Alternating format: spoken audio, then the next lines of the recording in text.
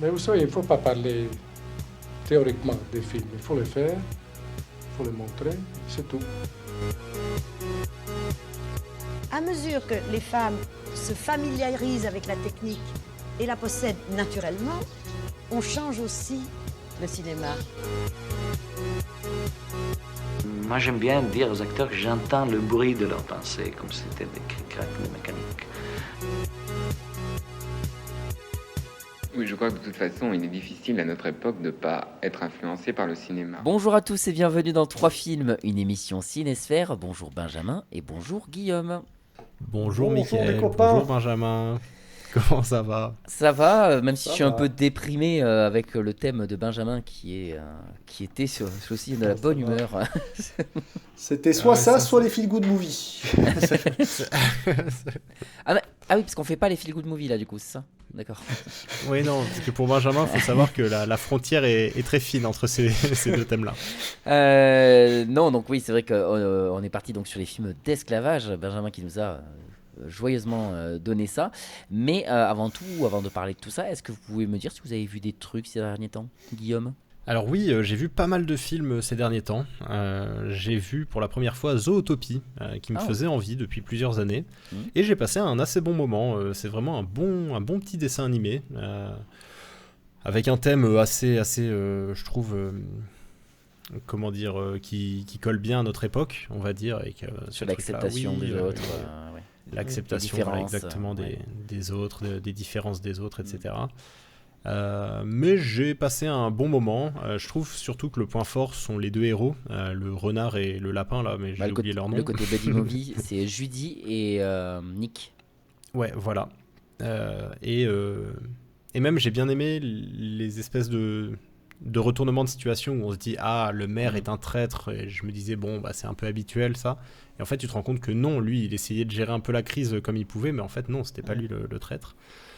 C'était son adjoint, enfin l'adjoint au maire, que tu croyais être vraiment une espèce de grosse victime depuis le Parce début. que c'est une proie et que justement on peut te montrer que les proies peuvent être aussi des gros connards. C'est pas mal aussi. Voilà, C'est vraiment... exactement. Après il y a plein de Et du coup, choses, j'ai mis, plein de choses très drôles. Moi je sais qu'il y a une scène qui me tue de rire. Et la première fois que je l'ai vue, j'en pouvais plus. C'est la scène où ils vont au sauna nu là, enfin au truc naturaliste là, où les animaux naturiste, ouais. naturistes où ils sont tout nus. Mais sauf que pour nous, dans les Disney, des animaux tout nus, on en a toujours vu. Et sauf que eux, ils imaginent tout avec des trucs génitals en fait. Du coup, c'est très très drôle parce que tu fais un effort d'imagination et c'est à mourir de rire. Franchement, cette scène, elle est très très intelligente. Ouais, et puis même tout l'univers en fait, géographique de la ville, avec des biomes un peu où différents animaux vont vivre, je trouve ça vraiment intelligent et c'est assez original et c'est rafraîchissant pour un film comme ça. Donc ouais, il faudra que je vois le deuxième maintenant, mais je lui ai mis 7 sur 10. Voilà. Après, j'ai regardé, ça va te faire plaisir, Mickaël, j'ai regardé Don't Look Up. Ah putain. Pour la première fois. Est-ce que ça va me faire plaisir la note? Franchement, oui, ça va, c'est un 6, Okay. un bon 6. J'ai pas adoré, mais j'ai pas passé un mauvais moment. C'est vrai que le ton un peu cynique pendant tout le film et cette espèce de monde de fou en fait, qui est pas loin d'une autre. C'est vrai que ça a un côté assez gênant et en même temps marrant. Je trouve que plus on avance dans les années, plus ce film ressemble à la réalité en fait. C'est un truc de dingue. oui. Et enfin vraiment à la fin je me disais ouais, les Américains ils vont tirer au M16 sur la comète, tu vois, genre comme ils tirent sur les tornades. Tu sais. c'est vraiment fou. Ouais. Mais ensuite j'ai regardé. Il est très drôle et puis alors je vite fait je coupe avec ça et Ouais, t'inquiète. Après tu parles des films que j'ai pas vus comme ça je te coupe pas. Mais mais non c'est ce que j'aime énormément aussi, c'est les cassures de rythme dans ce film là.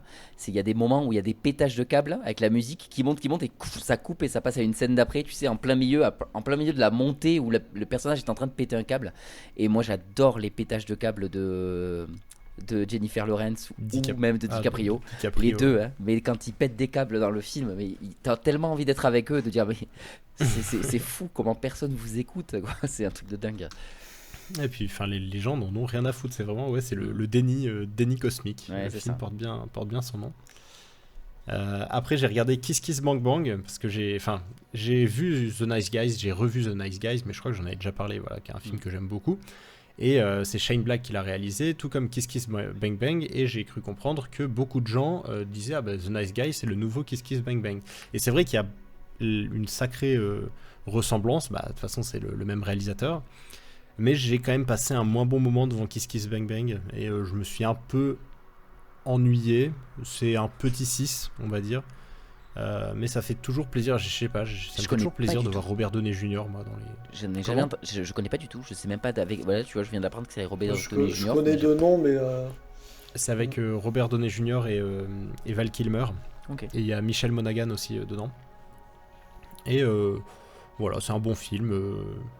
J'ai passé un bon moment devant. Après, c'est bien que ça dure pas plus de. Enfin, je crois qu'il est pas très long. Et oui, ça ressemble un peu à The Nice Guys, voilà, une sorte d'histoire. Enfin, un héros qui se retrouve impliqué dans une histoire pas possible et ça part vraiment en steak tout au long de l'histoire. Après, j'ai revu iRobots, qui est un film que j'adore, en fait, je me rends compte. Il est vraiment génial, ce film, je trouve. J'ai vu une vidéo il y a pas longtemps là, qui en parlait de ce film pour dire...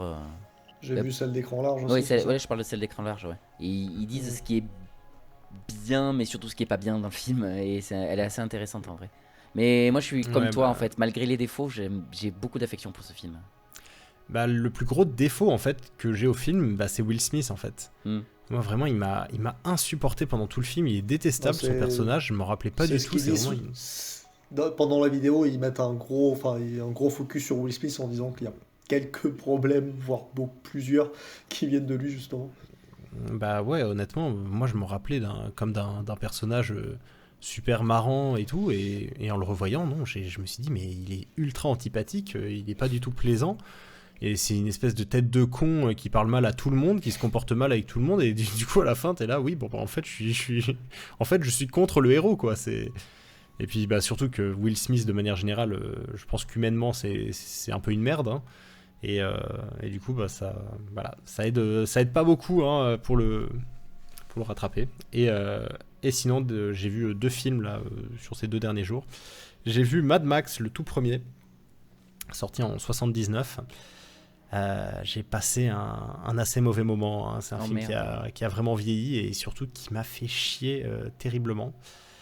Je m'attendais vraiment à un truc genre Mad Max Fury Road, hein, et en fait non, c'est juste un policier qui suit un gang de motards. Surtout le premier est comme ça, c'est vraiment c'est vraiment le début du post-apo en fait, le premier Mad Max, et après le 2 et 3 on est plus dans l'univers Fury Road. Ouais. Voilà. Mm-hmm.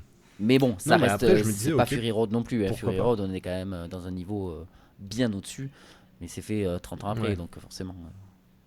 Mais c'est vrai que ce qui est assez incroyable dans ce film, c'est que je pense que mais très facile, 90% de ce film se passe sur des routes, en fait.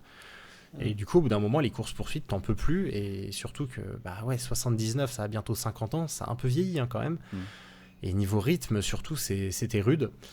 Donc j'ai mis 3, voilà. Oh putain. Ouais. Alors ça m'a quand même fait plaisir de voir Mel Gibson jeune, mais vraiment je me suis fait chier pendant tout le film. Et sinon j'ai regardé Dragon pour la première fois là, de 2010, enfin How to Train Your Dragon, je sais pas trop quoi. Et alors je le connaissais pour la musique, toujours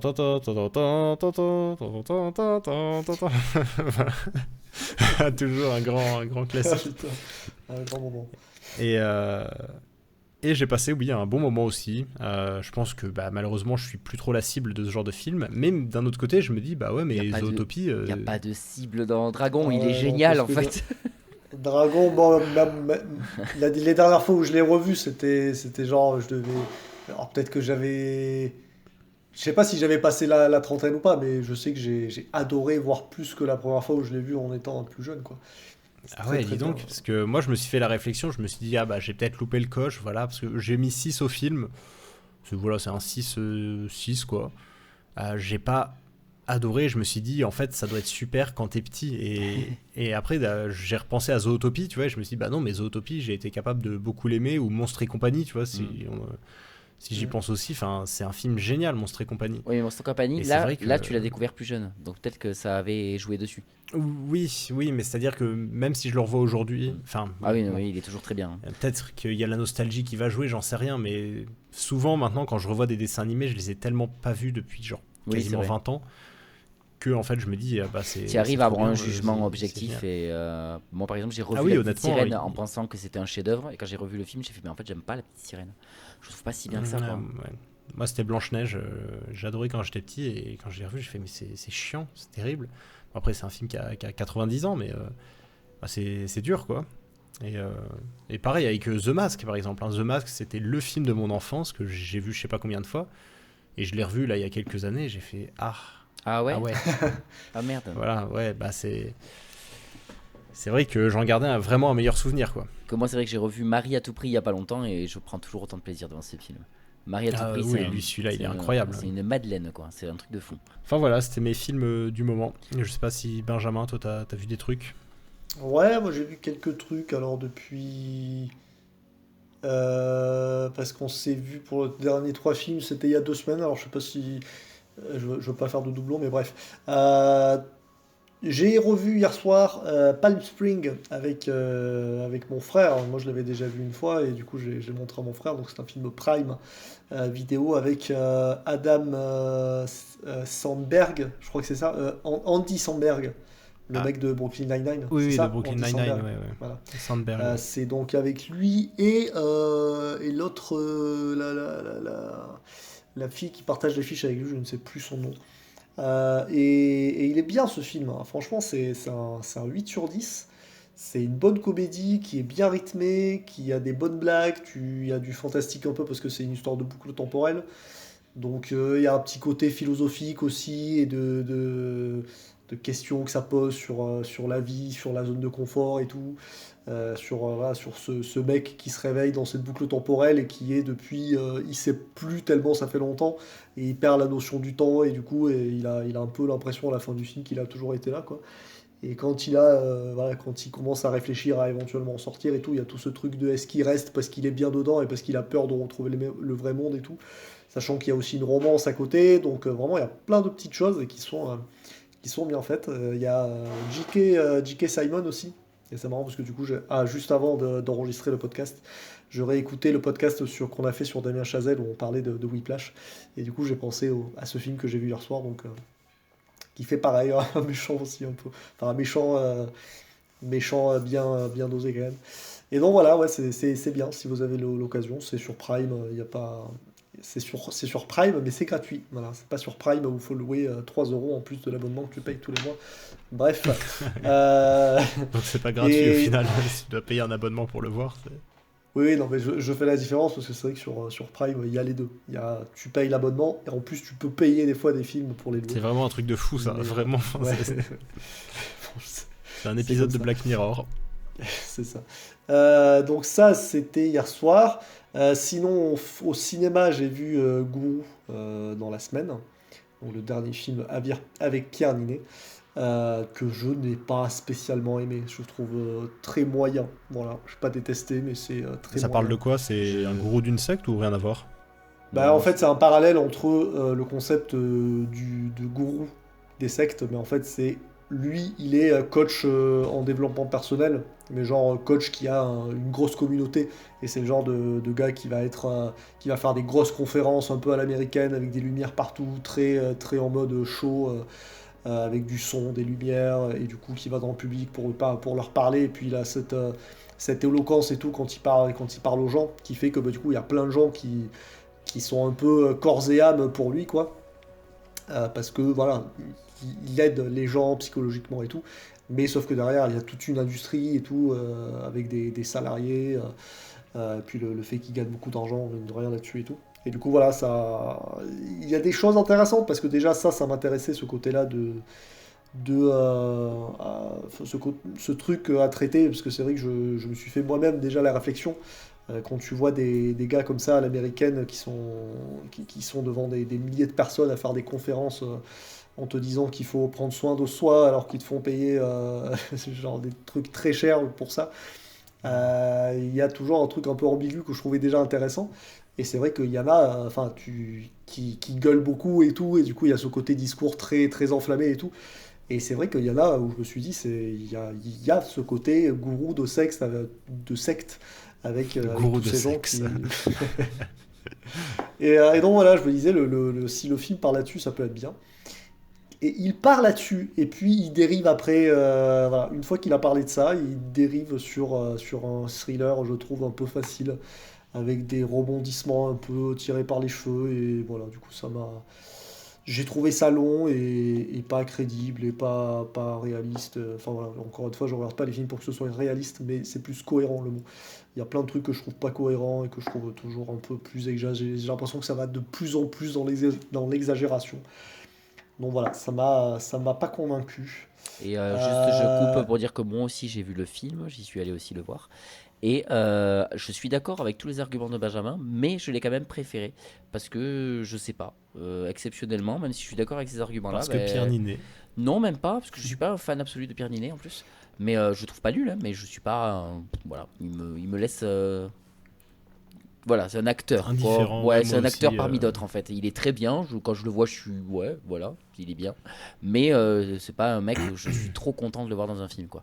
Et donc le truc, c'est que je suis. Ouais, je sais pas. Moi, le côté thriller a marché sur moi.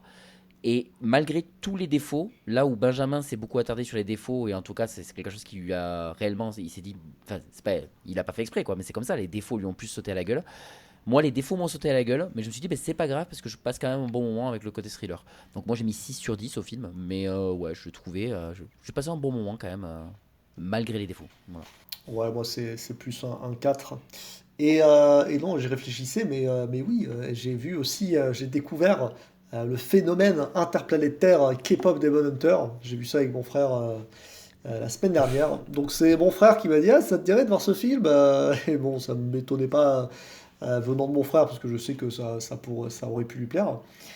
Et puis voilà, il y avait ma copine qui l'avait regardé quand c'est sorti à l'époque. À l'époque, c'était l'année dernière à l'époque. Hein, mais Ouais, j'ai l'impression que ça fait 10 ans. Tard l'époque. Et du coup, on a regardé ça. Et j'ai vu ça en mode parce que mon frère me l'a proposé. Je me suis dit pourquoi pas, ne faut pas mourir bête. Et j'aime bien parler des films en les ayant vus sans forcément dire c'est de la merde alors que je l'ai pas vu pour faire Ah, comme mais tout le monde. c'est pas le truc en 3D là? Si, c'est un film d'animation Ah oui, c'est ça. sur, Ouais, parce sur que Netflix. Sur, ah oui, ma copine, elle voulait qu'on le regarde et j'étais là, je t'en supplie, non. bah voilà. Vraiment, Alors, vraiment non, quoi. moi, du coup, je l'ai regardé parce que c'est vrai que c'est pas enfin, les films qu'on veut voir en commun avec mon frère, ça court pas les rues non plus. Donc, je me suis dit, bon, allez, celui-là, s'il propose, pourquoi pas. Mais pareil, j'étais comme vous deux, donc, parce que je sais que Michael ne veut pas le voir non plus pour les mêmes raisons, je pense, que toi. Et moi, j'étais un peu comme vous, mais en mode plus mitigé. Et au final, bah, j'ai mis 8 sur 10 au film parce que j'ai beaucoup Ah ouais. aimé. Ouais, ouais, ça m'a pris par surprise, vraiment. Alors au début, je constatais les défauts dont j'avais peur avant, c'est-à-dire que je me disais, ok, je suis en train de voir ce que je m'attendais de voir. C'est un truc, voilà, ça part un peu en mode triggerly, mais un peu cliché sur certains trucs et tout. Et puis plus ça va, et plus l'histoire est cool, quoi. Elle est prenante et il y a plein de trucs qui se tiennent, enfin, c'est fantastique, hein. Mais du coup, bah, ça se tient, et du coup, il y a même des petits trucs où je me disais, ouais, mais ça se tient pas. Et genre, quelques scènes après, bah, ça s'explique, et tu dis, ah, ben non, mais en fait, si, ça se tient. Et c'est con parce que même sur des gros films, des fois, ça m'arrive de me dire, ouais, mais ça, c'est con, ça, c'est bizarre et tout. Et là, tu te dis, sur un petit film, entre guillemets, même si c'est pas un petit film tant que ça, mais je veux dire, je m'attendais vraiment à ce que quand c'est sorti au début, je m'attendais vraiment pas à ce que ça devienne le succès que c'est devenu. Parce que je me disais, voilà, c'est un film Netflix qui est fait pour la consommation. C'est un truc qui va être oublié dans un mois. Et non, parce qu'en fait, alors du coup, c'est Sony qui a fait ça aussi en parallèle avec Netflix. Et bah, je me suis dit que Sony, c'était quand même ceux qui avaient fait Spider-Man New Generation, autrement dit, un de mes films préférés. Et c'est vrai qu'il y a des petits trucs où je me suis dit, ah, mais c'est pas déconnant, parce qu'il y a des petits trucs où tu peux trouver un parallèle, et ne serait-ce que dans la qualité de comment c'est fait, parce que ça reste beau visuellement. Et puis, ouais, même au niveau de l'histoire et tout, ça m'a cueilli, quoi. Donc, voilà, encore une fois, c'est le petit genre de film où tu te dis, ça va être pas pour moi du tout. Et puis tu le regardes en te disant, ça va pas être pour moi, et presque tu y vas à reculons, et puis voilà, ça te saisit, quoi. Ouais. Et après, je sais pas si je vous avais Si. parlé de Bambi, la vengeance. Ça, je Alors, sais pas si Non, j'en ai t'en as parlé. pas, peut-être, t'en as pas parlé parce que ce que je regardais et je me suis dit, s'il oublie de le dire, il faut qu'il en parle. Ouais, voilà, c'est ça. Bambi, la vengeance. Putain, rien que le titre, c'est bon. Non, mais en anglais, c'est The réussi. Reckoning, c'est encore mieux. Ouais, oui, c'est Bambi, Bambi The règle ses Reckoning, comptes, quoi. Alors, c'est un film qui est réalisé par le mec qui avait fait le film live action de Winnie the Pooh, donc Winnie l'ourson, du coup. Non, Il y a eu un Ouais. live action. C'est pas un Winnie live action, l'ourson. c'est une version film d'horreur de Winnie l'ourson. C'est quand c'est tombé dans le domaine public, il a récupéré Oui, enfin, le oui, truc. c'est ça. Parce qu'en fait, là, c'est le gros, Ah, le c'est gros truc. incroyable. C'est C'est pas un que film comme, d'animation, comme quoi. tous les films tombent, enfin, tous les trucs d'animation et tout tombent dans le domaine public, les films d'horreur petit budget se les emparent pour en faire des films, pour les exploiter, quoi. Mais ce qui est fou, c'est que en cherchant sur Internet, il parle carrément d'un univers aussi, d'un cinématique univers avec ce gars, ce réal, qui fait, C'est incroyable. le réal fait son propre cinématique univers. C'est-à-dire que c'est pas plusieurs réals, hein, c'est lui, il s'est dit je vais faire les héros, les petits animaux Disney, et je vais faire des films d'horreur qui m'ont coûté Mais quoi, ils vont 3 quand- euros. cinématique univers dans le sens où ils vont se croiser? Bah je sais pas, mais c'est le genre Ouais, apparemment c'est dans le même... ouais, dans la C'est même, incroyable. Avengers avec Winnie l'ourson qui est pédophile, Bambi Alors, qui ça, est... par exemple, il n'y a, Qui est pas psychopathe. de lien quand tu regardes Bambi la vengeance. Il n'y a pas de lien où tu te dis ah tiens ça c'est comme dans Winnie the Pooh, tu vois. Mais apparemment sur Wikipédia j'ai vu que bah il y avait celui-là, donc il y avait ces deux-là, donc Bambi et Winnie. Je crois qu'il y en a un troisième avec Peter Pan, il me semble. Ouais, c'est ça ce que je veux dire, Peter Pan, ouais. C'est ça. Et je sais pas s'il y en a pas un quatrième de prévu ou quoi. Et le mec est en train de se taper un délire où... Alors je sais pas pour le moment, est-ce que c'est des films indépendants qui sont dans le même univers, mais tu le sais pas parce que du coup il n'y a pas de lien.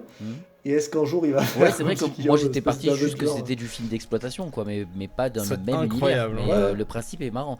Ça donne envie de le voir quand même s'ils font un truc Bah, ouais, croisé. c'est ça. C'est ça. Donc Ah ouais. c'est très moche, c'est très nul et c'est très petit budget, donc il y a plein de choses qui vont pas. C'est le niveau. Attends, mais c'est un malade. Il a fait plein de trucs. Il a fait Winnie the Pooh, Blood and Honey. Oui. Et il a Winnie déjà the il a, Pooh, il a fait la Blood suite, and c'est ça, Honey hein 2. Il y a le Ouais, c'est 3 ça. qui va sortir. Ouais. Après, il a fait Pinocchio Unstrung. Ah, Pinocchio, ouais. Peter Pan's Neverland Nightmare. Non, mais c'est quoi ce fou Le Pooniverse Monsters Assemble. Non, mais gros, c'est pas possible. C'est ça. Et, Ok, et c'est d'accord, fou, ouais, c'est ouais. vraiment fou. Parce que c'est vrai que Winnie the Pooh, bon, on l'avait vu avec Mick, on s'était dit ça peut être marrant, en mode nanar. Et enfin, alors est-ce que c'est marrant, je sais pas. Mais C'était plus un mais c'est film surtout nul quoi. qu'un nanar en fait, ouais, c'est ça. Ouais, je crois que Winnie the Pooh Ah, se rapprochait plus du navet que du nanar. C'est ça. Et il paraît que le Là 2 est où, mieux. D'après Az l'épouvantail, il a dit le 2 ressemble plus à un nanar qu'à un navet et du coup c'est mieux.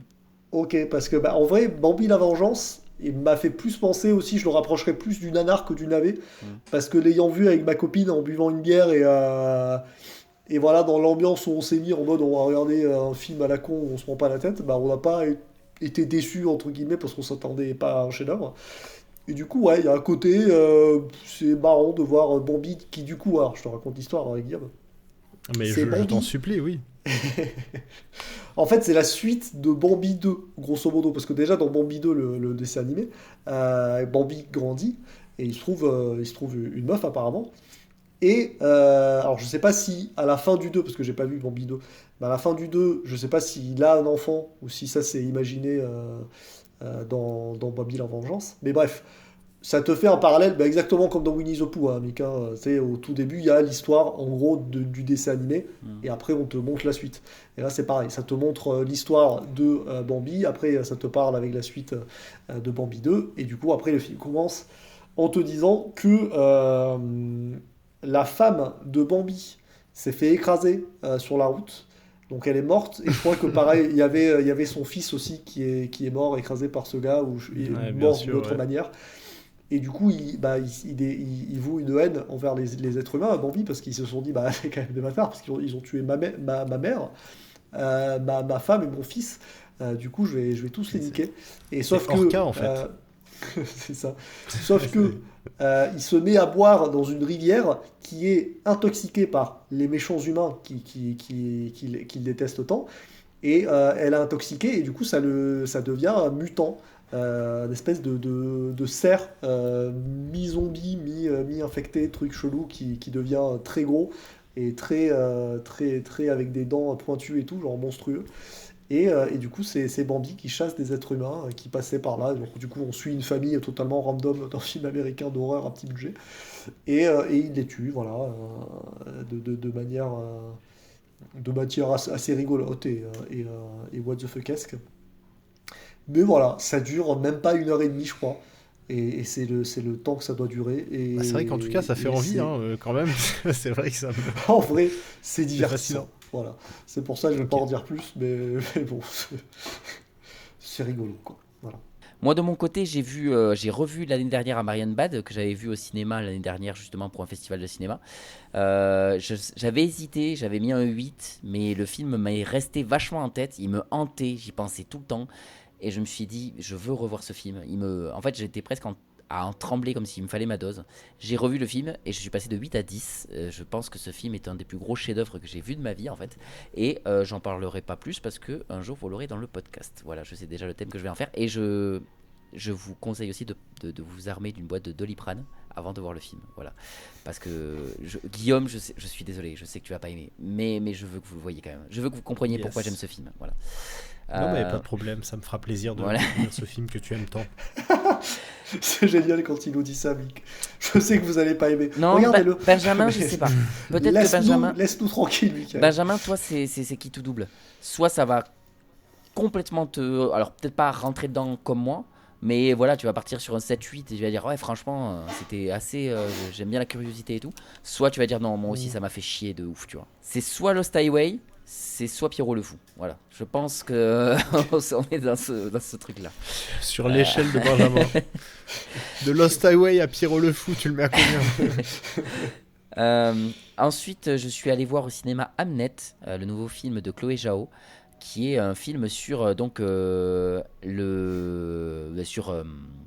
William Shakespeare, mais on s'en fout en fait que ce soit William Shakespeare, enfin on s'en fout. Pendant les 3 quarts du film, on s'en fout, vu que tout se consacre plus sur sa vie avec sa femme, et on s'en fout en fait qu'il fasse des pièces de théâtre et tout. Sa pièce de théâtre sur Hamlet, on ne la voit qu'à la fin, et même le nom William Shakespeare est prononcé qu'au bout de 1h45 de film. On le sait que c'est William Shakespeare, hein, parce qu'on sait le film s'appelle Hamnet. Tout le monde sait que c'est ça l'histoire, mais parce que c'est pas ça qui est important. On s'en fout qu'il soit William Shakespeare. Ce qui est important, c'est sa vie à côté, et c'est pour parler du deuil, et ça parle de la perte d'un enfant, etc. Il est très beau, c'est un très très beau film. Et il s'appelle comment? Hamlet ou Hamnet? Hamnet, et c'est écrit au début. Comme quoi, à l'époque, le prénom, alors j'ai pas tout compris, hein, mais le prénom, c'était 2 prénoms qui étaient complètement interchangeables. Et que tu dises Hamnet ou Hamlet, la personne te faisait pas tiquer, c'est Hamnet ou Hamlet, c'était le même prénom en fait. Voilà. D'accord, ok. Là, ce que je trouve fascinant, je sais que je le dis souvent, mais c'est à quel point tu dis ah, j'ai vu le film Hamnet de Chloé Zhao, et je suis là, mais enfin, on vit dans le même univers. Mais il est nommé aux Oscars. Invente des noms. Il est nommé aux Oscars et tout, le film, hein. C'est pas. Et puis après, c'est Chloé vrai que je Zhao, regarde tu vois qui c'est. tellement plus qui sort aujourd'hui. Mais pas du tout. Je sais pas qui est Chloé Zhao, moi. Alors, elle a fait Nomadland, elle était connue pour ça, et dans le MCU, elle a fait les Éternels. The Eternals, voilà, c'est elle. Ah oui, je vois. Non, tu l'as vu. Tu connais Marvel. Le nom m'évoque Okay. Le nom m'évoque quelque chose. Ouais, mais toi, la phase 5. Marvel, jamais entendu parler. Hein. La phase 4, ah, mais c'est tu pas as le truc abandonné. qu'avec des meufs? Non, c'est pas ça. Non. Non. Ça c'est Madame Web. Non, ça c'est The Marvel. Non, je sais plus non, The Marvel. Ouais. Ah oui, The Marvels, ok. Ouais. Et bon bref, et donc ouais, c'est un très beau film, il m'a beaucoup, alors c'est pas un chef-d'œuvre, mais il m'a quand même beaucoup bouleversé, j'ai mis un 8 sur 10. J'ai pleuré plusieurs fois, donc ça faisait longtemps que j'avais pas pleuré comme ça devant un film. Oh, Donc, bébou. mais c'est vraiment le cliché de pleurer comme quand tu regardes La Ligne Verte ou un comme ça, tu vois. C'est genre, ça te tire bien les larmes, ça te met bien la musique, ça te met bien tous les violons pour que tu pleures. Ben j'ai pleuré, et puis voilà. Comme K-pop Demon Hunter, quoi, aussi, c'est fou. C'est ça. Ensuite, j'ai amené mon fils voir Les Légendaires. C'est donc une adaptation cinématographique de la BD du même nom. Je connaissais pas du tout l'univers, je savais juste que la bande dessinée existe parce que j'ai déjà vu plusieurs fois, l'espace culturel, des trucs comme ça. Là, c'était histoire de faire un truc avec mon fils, c'était un film d'aventure. Donc pour les gosses, c'est très bien parce que ça ne s'arrête jamais. C'est de l'aventure tout le temps en fait. Il y a de la magie, il y a des gens qui combattent. Voilà, c'est vraiment ultra rythmé, mais moi je me suis bien fait chier, je trouvais ça assez nul et l'animation elle est dégueulasse, je trouve, hein. C'est vraiment le cliché du film français qui essaie de faire comme Pixar, mais avec 10 millions de budget en moins et voilà, c'était pas fou. J'ai mis 4 sur 10. On va maintenant donc passer au thème de Benjamin. Tu vas nous dire pourquoi tu as choisi ce thème. Est-ce que vous avez un rapport avec ce thème? Donc peut-être les autres films que vous avez déjà vus sur ce thème aussi. Moi j'ai proposé ce thème, alors déjà comme je crois que je l'avais dit déjà dans le dernier podcast, parce que des fois j'ai des films à voir dans ma liste, et j'ai des listes partout parce que j'ai des listes sur les plateformes, j'ai des films qui m'attendent sur mon PC aussi, j'ai des films en DVD que j'ai pas vus. Donc des fois je pioche dans ces films-là où je me dis tiens, qu'est-ce que je regarde comme film et du coup je le prends pour le podcast, comme ça me sert d'excuse pour le voir. Et donc dans ces films-là sur mon PC j'avais Amistad. Et donc c'est vrai que j'ai choisi. Donc quand c'est comme ça, je choisis un film et je me dis quel thème peut être autour. Et bon, Amistad est un film sur l'esclavage. Et je me suis dit, ça tombe bien parce que c'est quelque chose qui m'intéresse. Dans le côté sociologique du truc, en fait, de l'esclavage. En fait, vu que je suis passionné par tout ce qui est psychologie humaine et pas forcément psychologie dans le côté scientifique, mais aussi sociétal, de ce que fait l'homme, de ce qu'il a pu faire et tout, et pourquoi il le fait, toutes ces choses-là, ça me passionne beaucoup, au niveau le côté humain, en fait, plus que psychologique. Et voilà, c'est des trucs où je me dis, mais pourquoi, comment ça a pu exister, et du coup, je regarde ça en étant un peu fasciné et déprimé évidemment parce que à part celui de Michael que nous remercions pour avoir mis un peu de légèreté pour ce podcast du coup, mais c'est vrai que les deux autres films sont pas des comédies quoi, mais voilà, ça m'intéresse beaucoup et c'est vrai que du coup j'avais d'autres trucs en tête et que je mets peut-être de côté pour d'autres trucs, parce que vraiment, même le côté apartheid, la ségrégation, tout ça, c'est des trucs, je me dis, mais comment, pourquoi, c'est un truc un peu philosophique que je me pose, c'est des questions, on n'aura jamais vraiment la réponse, mais ça existe, et je comprends pas pourquoi, mais du coup, ça m'intéresse de me demander pourquoi quand même. Donc voilà, je sais pas si vous voulez vous parler de ce sujet-là ou j'enchaîne avec mon film. Moi, pour de vrai, je n'avais pas vu grand-chose des films sur l'esclavage, mais c'est le genre de film qui me touche énormément parce que je crois que nous sommes dans le plus haut point de malaise que je peux avoir dans la vie. C'est-à-dire que c'est tellement vrai et que ça a existé. Et comme tu dis, je suis tellement abasourdi du fait qu'un truc pareil ait pu exister. Je suis toujours sur le cul de me dire, mais c'est impossible. Tu vois, et alors surtout, il y en a un dans les trois, c'est Mandingo. Et pendant tout le long, tu te fais, mais c'est pas possible. C'est pas possible qu'il y ait eu des gens comme ça. C'est impossible. Et ça me tue. Et donc, j'avais vu 12 Years a Slave, qui est affreux aussi. Et Django Unchained, qui, même s'il y a un côté un peu plus fun et rythmé, reste à des scènes très dures et très fortes aussi. Et vraiment, voilà, c'est les deux films qui m'avaient vachement marqué sur ce truc-là. Et c'est des films que j'aime bien parce que j'adore ressentir du malaise. Mais en même temps, c'est des films qui me mettent très mal à l'aise. Là, on est à un point, vraiment, pour moi, c'est difficile d'être plus mal à l'aise que ça. Je suis beaucoup plus mal à l'aise devant ces films-là que devant The Human Centipede 2, quoi. Largement. C'est pas du tout le même genre, quoi. The Human Centipede 2, c'est dégueulasse. Mais c'est juste dégueulasse. Là, ouais, putain, le fait que ça a existé, ça me fait exploser mon crâne, en fait. Je me dis, c'est pas possible. J'ai pas envie d'assumer qu'on fasse partie de la même espèce, en fait. Que les êtres humains aient pu faire ça. Non. Voilà, j'accepte pas. Bref, voilà. C'est justement le problème. Je sais. Ne pensais pas qu'on fasse partie de la même espèce. Des êtres humains, voilà, de Guillaume. Non, et puis pour moi, oui, l'esclavage, c'est un thème un peu inattendu vis-à-vis du cinéma. Moi, je suis pas spécialement contre. Non, mais c'est vrai que quand tu m'as dit ça, évidemment, j'ai pensé à deux films, 12 Years a Slave et Django Unchained. C'est vraiment un peu les grands habitués. Alors, j'ai aussi pensé au Majordome, qui est un film que je trouve assez formidable, alors que j'ai pas vu depuis sa sortie, je crois en 2013. Mais je crois qu'il date de 2013, je suis pas sûr. Mais ça fait très longtemps que je l'ai pas vu, mais je l'avais adoré. Et je sais que Benjamin, tu voulais vraiment un film qui se concentre sur l'esclavage. Le Majordome, c'est qu'une partie. C'est avec Forest Whitaker, c'est ça ? C'est surtout de la ségrégation. Oui, c'est ça. Ouais, c'est ça. Et j'avoue que bah, du coup, je sais pas trop quoi penser de ces films-là, à part qu'évidemment, bah, ça a un côté très triste et un côté vraiment. C'est un peu comme les films sur la Seconde Guerre mondiale, je trouve. C'est des rappels un peu à l'ordre. Enfin, pas à l'ordre, mais c'est un travail de mémoire, en fait, qui est effectué. Et ça permet. Là, j'ai vu Nuremberg il y a pas longtemps, hein, j'en avais parlé. Et c'est vrai que voir Auschwitz, les camps de concentration, le footage les footages qui viennent de là, en fait, les extraits de documentaires où tu vois des piles de cadavres qui font tous 25 kilos se faire mettre dans des fosses communes, des trucs comme ça, enfin, c'est vraiment horrible. Et les films sur l'esclavage, bah, c'est un peu la même chose. Je pense que Django, c'était vraiment un excellent représentant de ça, hein, pour montrer l'horreur, notamment le combat de Mandingue dans Django, qui était vraiment terrible, où il lui dit à la fin, allez, finis-le au marteau, tu vois, enfin, après qu'il lui ait crevé les yeux, enfin après qu'il lui a crevé les yeux avec les pouces là, enfin bref. Et c'est vrai que oui, c'est toujours des films assez rudes à regarder, je trouve.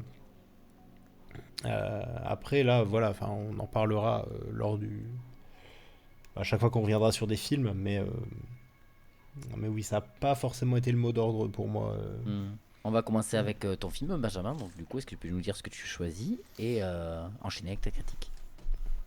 Ouais, alors moi donc j'ai choisi Amistad.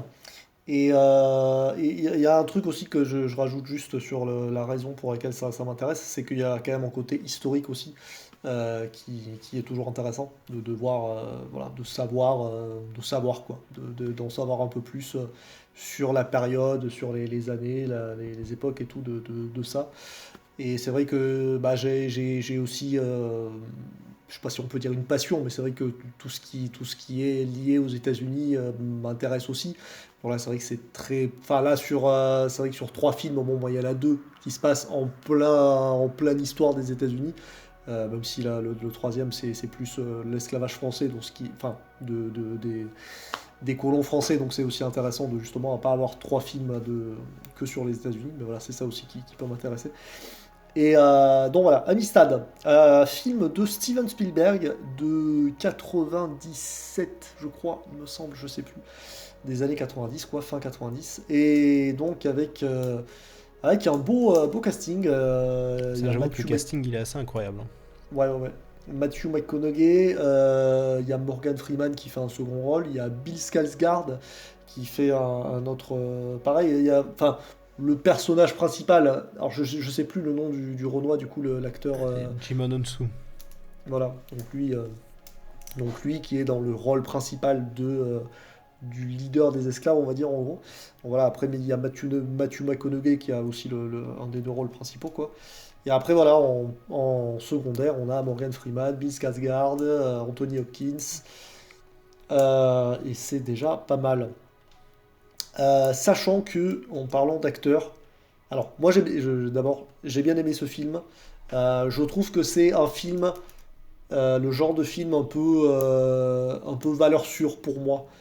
Et du coup j'ai mis un 8. C'est pas genre ça ira pas plus de 8, mais c'est un film lisse, pas dans le mauvais sens du truc, mais voilà, techniquement, j'ai l'impression que c'est un film qui fait tout bien à peu près, parce que bah, alors moi je me suis pas ennuyé.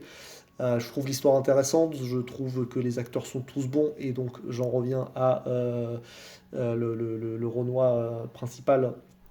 Jimon Onsu. Jimon Onsu.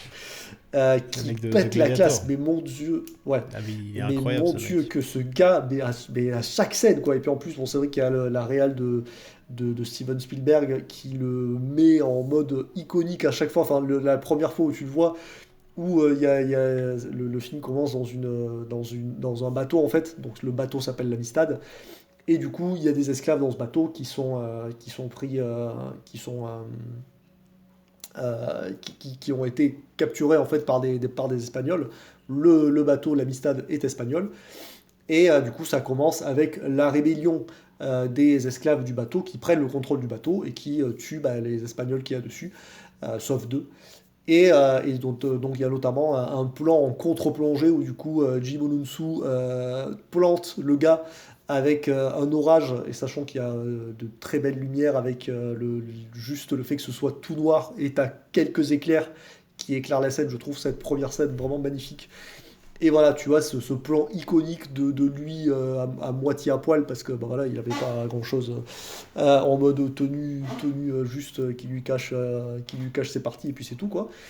Le mec est taillé comme une statue grecque, et t'as ce plan iconique où il enlève l'épée du mec qui vient de planter, en hurlant, parce il y a ce côté aussi très, très sauvage dans le film, mais parce que Voilà. Non, non, c'est pas ce que j'ai dit, calmez-vous. Non, mais voilà. On va marcher, parce sur, qu'il des, est- on va marcher il est- sur des œufs il est pendant ce esclave. podcast. C'est ça. C'est un truc de fou. Pendant- Qu'est-ce qu'on peut dire, qu'est-ce qu'on peut Pendant pas les- dire, ça? C'est ça, pendant les 3 Non, films, c'est je me juste, suis c'est dit, un ça va être esclave, donc compliqué d'en forcément, il parler. a la haine, quoi. Hein, c'est... Oui, voilà. Mais ouais, enfin, je veux dire, mis à part le côté sauvage, je veux dire, il y a plein de moments où, oui, comme tu dis, c'est juste qu'il a la haine. C'est comme la scène où il apprend qu'en fait, on lui a dit en gros qu'il avait gagné le procès. Et en fait, on revient pour lui dire en fait non. Et là, il pète un plomb. Et pareil, il y a ce côté, enfin, où il hurle. Et c'est vraiment, vraiment, il y a plein de fois où il m'a mis les frissons. Et tellement, ouais, il crève l'écran. Et plus le charisme. Et il dégage un truc de fou, quoi.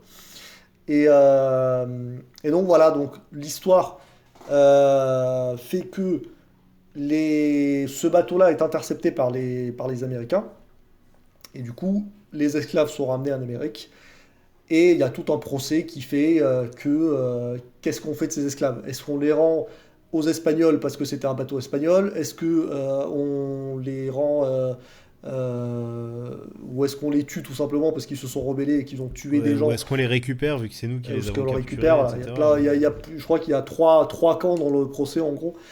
Et donc il y a Matthew McConaughey qui les défend en disant bah, venez, on dit que c'est pas des esclaves et que c'est des êtres humains et qu'on les libère et on dit qu'ils sont libres. C'est surtout, je crois, qu'il dit que... Mais comme ils viennent d'Afrique, que ils appartiennent à quand- personne. Voilà. C'est C'est ça. ça. C'est Oui, ça quand son t'es né combat, sur lui. Une l'île de- plantation, t'es esclave, un truc comme ça, je crois. Voilà, en gros, Quand ouais, t'es c'est ça. enfant d'esclave, t'es esclave, mais eux, ils se sont fait vraiment... ils étaient tranquilles en Ils se Afrique. sont fait et il y a kidnapper, quoi, Oui, c'est clairement. sûr, ouais. c'est- Voilà, Kidnappés, des c'est Espagnols ça. qui sont arrivés, qui ont pillé le village, qui ont capturé les hommes et les femmes, et qui ont fait, bon, on a C'est ça. des esclaves, let's go. Ouais. Donc voilà, pour l'histoire, je vais pas m'étaler plus, mais ouais, j'ai passé un bon moment, ça dure 2h30, je les ai pas sentis, et moi j'aime bien les films de procès aussi, donc sachant que là c'est beaucoup ça aussi, c'est pas un film d'action, c'est pas un film où il y a... c'est assez posé comme film, mais moi j'aime bien tout ce qui est réflexion sur comment remporter des procès, sur la manipulation de la justice et tout, ça c'est des trucs qui m'intéressent. Et donc voilà, sachant qu'il y a plein, enfin le film est plein de petits trucs comme ça, de jouer sur les mots de la justice et de quoi dire ou quoi faire pour retourner le truc. Et je trouve ça très intéressant. Puis même tout ce qui est éloquence et tout, enfin il y a tout un discours d'Anthony Hopkins qui du coup un peu retourne le film à la fin. Voilà, qui est assez prenant et tout. Et du coup, moi, ça a beaucoup marché sur moi. Mais voilà, c'est que je disais, c'est le côté lisse, c'est que j'ai pas forcément grand chose à rajouter dessus parce que c'est pas un truc qui sort de l'ordinaire ou quoi. C'est pour moi un film. C'est un peu le genre de film à récompense hollywoodienne, quoi. C'est-à-dire que c'est bien, ça marche sur moi, mais c'est vrai que ça va pas être forcément des films qui vont me marquer plus qu'un autre parce qu'il y a ce côté où il n'y a rien qui dépasse concrètement, quoi. Donc voilà pour moi. Et je réagirai peut-être à ce que Je t'avoue que quand tu as proposé ce film, j'étais content et je me suis posé une question de suite. Je me suis dit, comment ça se fait d'un côté que c'est vrai que c'est Steven Spielberg qui a fait ce film et que personne n'en parle. Il est jamais dans les tops de qui que ce soit, il est jamais... Et j'ai fait... Ah oui, je comprends. Quand j'ai fini le film. J'ai... Après, déjà... Enfin, oui, alors il est jamais dans les tops et tout, mais... Enfin, j'ai quand même l'impression qu'il a sa petite... moi, j'en sa entends petite jamais aura parler. culte, alors, Je je sais pas. t'avoue que je n'entends jamais parler d'Amistad. Mais pour J'en ai moi, ra- dans ma tête, quand je l'ai... Dans Scary Movie, c'est la seule... Je crois que Scary quand je l'ai Movie, vu- c'est la seule connexion que j'ai à Amistad, c'est ça. Je ne l'entends jamais parler d'Amistad, moi. C'est un truc... Alors peut-être toi, hein. Moi non, en tout cas. C'est vrai que... Ouais, non, mais... Ok. Pour moi, c'est très mineur dans la filmographie, même si c'est né dans le plus mineur de la filmographie de Steven Spielberg, hein, clairement. Moi, ce que j'aime chez Spielberg, c'est sa narration. C'est justement, tu parles d'ennui, moi je me suis beaucoup ennuyé. Mais je me suis beaucoup ennuyé parce que la narration, elle tourne en rond. J'ai eu l'impression de voir 2h30 de la même chose pendant 2h30 en fait. C'était une boucle temporelle de, on va au procès, et puis finalement, en fait, non, et puis en fait, on revient au procès, puis en fait, finalement, c'est bon, vous êtes libre. Ouais, mais en fait, on fait appel, du coup, on refait un procès, et puis fermez-la, vous me saoulez en fait. Il n'y a rien qui se passe dans ce film. Heureusement, il y a un moment, il y a une fulgurance où on te raconte le passé, et t'as la rafle et tout, et là, voilà, t'as le côté malaise de l'esclavage, mais bon, c'est pas. Voilà, ce moment est dur.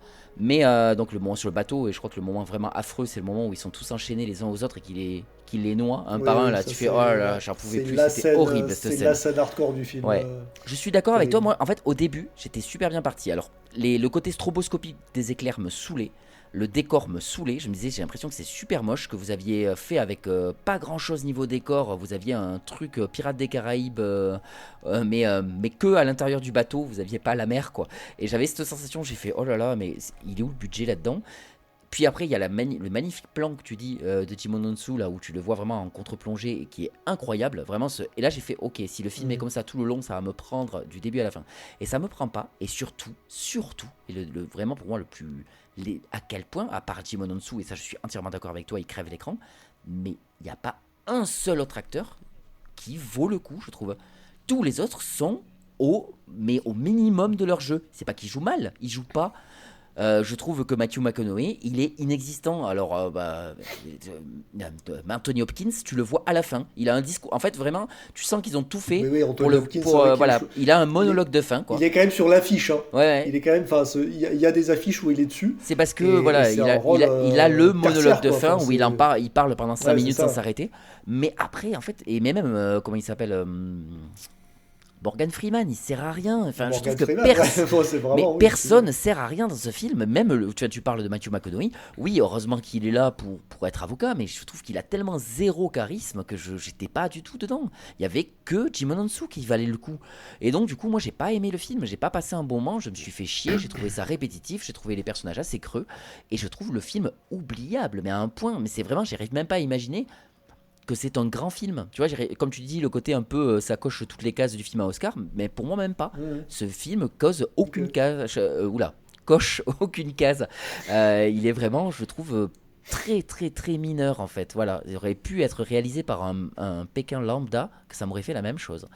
Voilà, et j'ai rien à dire de plus. J'ai mis 4 sur 10. Ouais, c'est encore une fois intéressant, hein, les points de vue, mais moi, ce que tu dis sur la répétition, sur le côté enfin non, ça revient derrière et ça avance pas et tout, moi, c'est justement ce que je trouve intéressant dans les procès comme ça, c'est le côté, oui, bien sûr. Le côté manipulation, comme je dis, de la justice, où tu as. La justice, il y a tout un truc autour de la justice, et après, tu as les politiques qui disent ah ben non, en fait, il y a eu un. Le procès est fini avec telle sentence où ils sont libérés et tout. Ah mais non, en fait, ça nous arrange pas, on va refaire un procès. Oui, là, c'est pareil, en termes de je comprends, sûrement que c'est un truc qui ne marche pas sur moi, et ça aurait dû... Par exemple, c'est censé t'énerver comme ça énerve le personnage principal, en fait, qui lui en a marre et qui dit mais je comprends pas, on a dit que j'étais libre et maintenant je suis plus libre, c'est quoi ce gon... Et du coup, c'est censé... Donc toi, tu sens le côté répétitif pour que tu ressens ce que lui ressent aussi. Ça, je peux comprendre le principe, hein, mais c'est vrai que moi, du coup, j'ai juste ressenti le truc répétitif. Mais même, il y a des moments, tu vois, il y a des fausses fulgurances de grands films, justement, tu sais, genre, regardez à quel point je fais un grand film. Et moi, le moment qui m'a fait lever un peu les yeux au ciel, c'est le moment où il se lève, c'est vraiment au capitaine, mon capitaine, quoi. Il se lève au milieu de l'assemblée et il est là, il dit quoi, c'est je suis un homme libre, ou un truc comme ça, je sais plus ce qu'il répète en boucle là. Et donnez-nous libre, rendez-nous libre. Ouais, rendez-nous. Ouais, c'est ça. Ouais, et il répète give us free, et là t'as tout le monde qui le regarde et tout, et là tu fais sérieusement. Et j'ai trouvé ça, et en fait, ça aurait, voilà, le genre de truc qui aurait pu marcher sur moi, parce que ça, c'est le genre de choses un peu bateau, mais qui marche quand c'est bien fait. Et bien là, ça n'a pas marché sur moi. Alors je sais pas si c'est parce qu'on en a vu plein des films comme ça depuis, et que du coup c'est un peu le film malheureusement maintenant vu et revu pour moi, et que si je l'avais découvert avant, ça aurait marché comme ça. Mais là non, il y a plein de trucs qui font des pétards mouillés pendant tout le long, quoi. Guillaume. Eh bien écoute, je n'aurais pas pu dire mieux que ce que tu viens de dire, Mickaël. Je suis 100% d'accord avec toi. Je me suis emmerdé vraiment, mais allez, les 5 premières minutes, ça allait. Et après ça, vraiment, le film m'a complètement perdu. J'ai vraiment été déçu. Un film de Steven Spielberg avec un casting comme ça, mais tu as totalement raison. Le casting est incroyable, mais les acteurs n'en ont rien à foutre. Il y a que Djimon Hounsou qui est tellement stylé que lui ça passe. Mais même son personnage, bon, il est pas si charismatique. Enfin, si il est charismatique, mais il est même pas si emblématique que ça. Les scènes de fulgurance qui marchent pas du tout. Pour moi, le clou, mais vraiment le dernier clou dans le cercueil, c'était le discours d'Anthony Hopkins à la fin. J'en avais rien à foutre. J'étais là, allez, arrête, stop le film, arrête-toi. L'autre qui va faire son grand discours. Alors je sais pas, je crois qu'il est censé jouer John Adams, non, un truc comme ça, enfin des premiers présidents américains. Mais oh là là, au secours, vraiment, je me suis ennuyé de A à Z. Matthew McConaughey, c'est un acteur que j'aime beaucoup. Je trouve qu'il a vraiment une gueule. Je l'ai pas vu dans beaucoup de films, mais alors là, bon, il était jeune, mais il Moi, en avait. J'avais oublié qu'il avait une carrière avant Interstellar, en fait. Oui, il a fait True Detective, je crois quand même. Ouais, j'ai jamais regardé. Mais vraiment, Morgan Freeman, vraiment, c'est un pansement sur une jambe de bois. Il ne sert à rien pendant tout le film. Tu sais même c'était pas. un peu la grosse surprise à Morgan Freeman. Tu te dis, mais c'est comme je dis, en fait, il y a beaucoup de gens qu'on voit sur l'affiche qui sont des personnages, mais c'est même pas secondaire, quoi. C'est vraiment tertiaire. Je pense que leurs lignes de dialogue se tiennent sur une page, quoi. Alors que le film fait 2h30, quoi. C'est vrai que ça je vous rejoins là-dessus. Et puis même, enfin oui, le film ne va nulle part. C'est 2h30 qui auraient pu être racontées, mais vraiment en 1h20, je pense. Et c'est ça, j'ai la sensation que ça tournait en rond. Parce que quand je vois, c'est bon, ils ont gagné le procès, et je vois qu'il mais ça tourne en rond, c'est pas 45 minutes de d'impression. film. Je me dis, putain, mais pourquoi aller appel, etc. Donc j'ai bien compris, oui, parce qu'ils veulent pas, les méchants, blablabla et tout, j'ai bien compris. Mais au bout d'un moment, stop, en fait. Vraiment, je suis pas du tout rentré dedans. Et même, je trouve, les décors, je suis tout à fait d'accord, sont vraiment déprimants. Je sais pas, Spielberg, je me dis, il aurait pu avoir mieux quand même. C'est vraiment, t'as l'impression qu'ils ont pris... ils ont privatisé une espèce de vieux fort et ils ont mis quelques décors un peu pour faire c'est 1800 et compagnie, c'est vieux à l'ancienne, etc. Et en fait, c'est moche, c'est déprimant. Et vraiment, je me suis... je suis pas du tout rentré dans le film. Les films à procès, de base, c'est vraiment pas un genre moi, j'adore ça. C'est un peu la question que je me posais. Moi, j'aime bien les films à procès, mais là, beaucoup. ça a pas marché, parce que les procès, je les trouvais chiants, là, en l'occurrence. Il n'y avait pas de suspense pour moi. Moi, c'est ça, justement, parce que j'ai vu encore une fois Nuremberg récemment, et c'est un film à procès aussi, une bonne partie. Et là, je trouvais que ça marchait un peu plus. Je suis pas rentré à fond dedans, mais je trouvais que ça marchait déjà un peu plus, parce qu'il y a vraiment à un moment un échange entre Hermann Göring et l'avocat, entre Russell Crowe et le procureur, là où je sais plus trop quoi, je sais plus son nom. C'était... et là, c'était un peu prenant, tu vois, tu sentais la tension, le moindre faux pas qui fait mal et tout, Hermann Göring qui a son plan bien en tête, etc. Mais là juste, c'est chiant, et exactement, les vieilles fulgurances, give us free, oh là là. Moi, ça m'a vraiment saoulé, et j'avoue que vraiment la qualité du film, c'est Djimon Hounsou qui pète la classe, qui est vraiment un acteur ultra charismatique. J'adore sa tête, il a un flow pas possible, une aura de fou. Ouais, c'est ça. Moi, je le connaissais pour le boulet, c'est dire, avec Gérard Lanvin et Benoît Poelvoorde. Et il joue le flic là, les triplés, il joue 3 frères. Moi, je le connaissais pas. Vous dites qu'il joue dans Gladiator, j'avais oublié parce que je l'ai vu qu'une fois Gladiator. Ouais, il a fait Gladiator, il a fait les larmes du soleil, je crois, avec Bruce Willis. Je crois que c'est ça le nom du film. Avec Leonardo DiCaprio, il en a fait un aussi, les diamants de sang, je crois, un truc comme ça. Blood Diamond. Blood Diamond, ouais, c'est ça. Ouais, je sais pas. Il joue dedans, je crois. Oui, il joue aussi, je crois, dans Les Gardiens de la Galaxie. Les Gardiens de la Galaxie, et puis Fast and Furious 7, je crois. Ah ouais. Enfin voilà, bref. Je me rappelle pas. Tout ça pour dire que j'ai pas passé un très bon moment devant ce film. Je lui ai mis 4 sur 10 aussi. Et j'ai vraiment été déçu. T'as pas mis 5 sur Sens Critique ? Non, mais je t'avais dit, j'ai modifié. Ah, t'as baissé.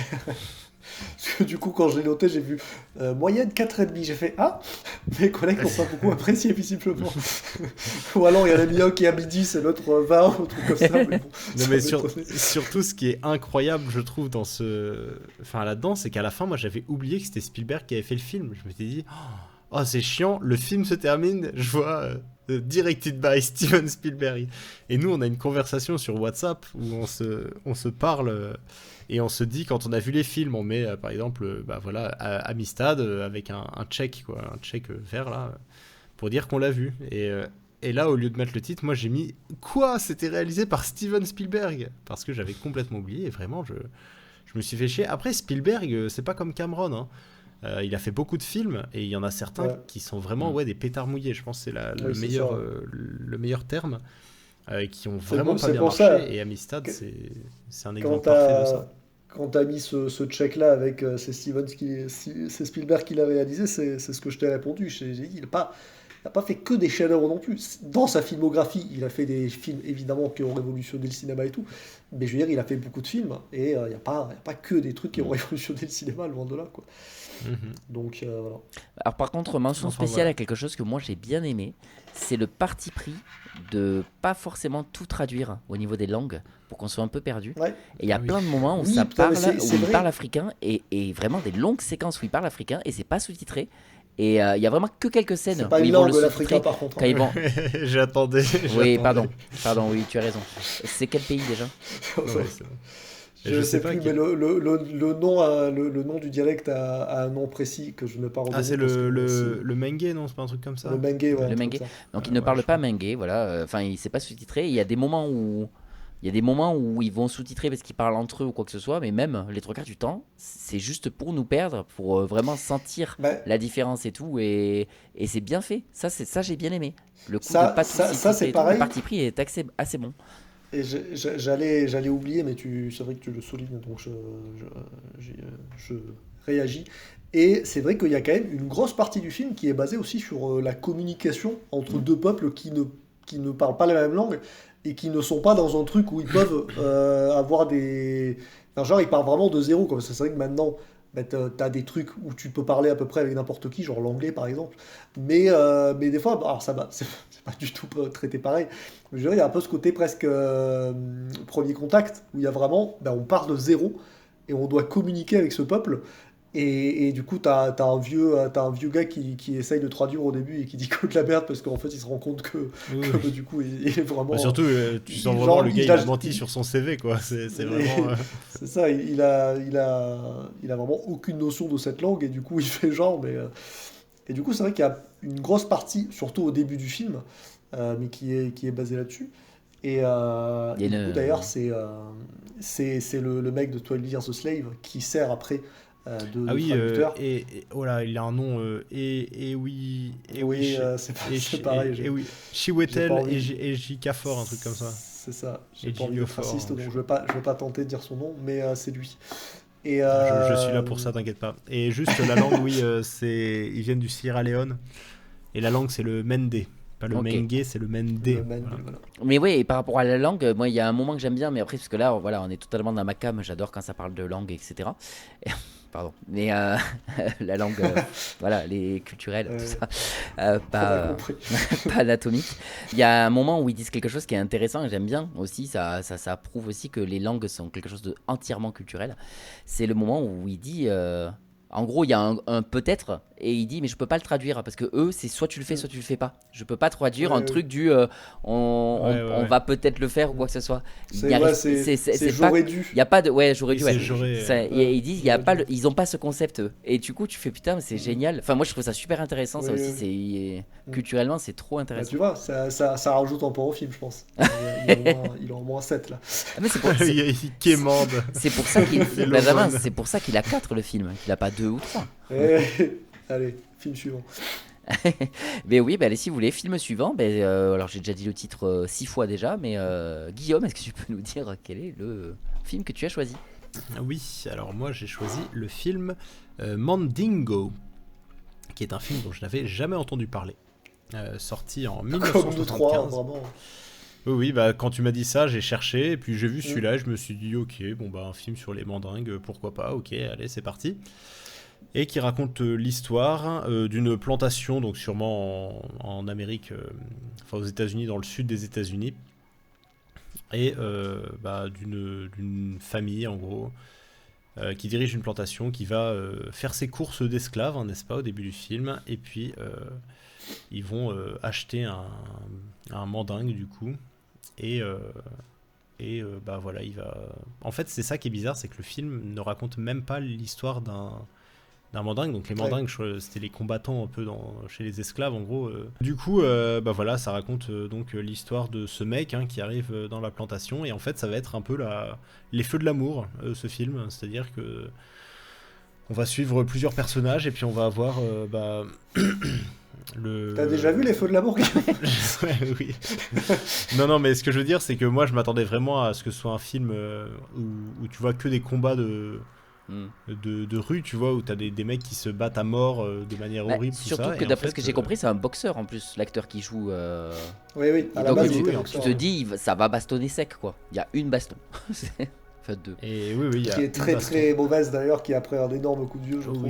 Qui est pas incroyable, j'avoue.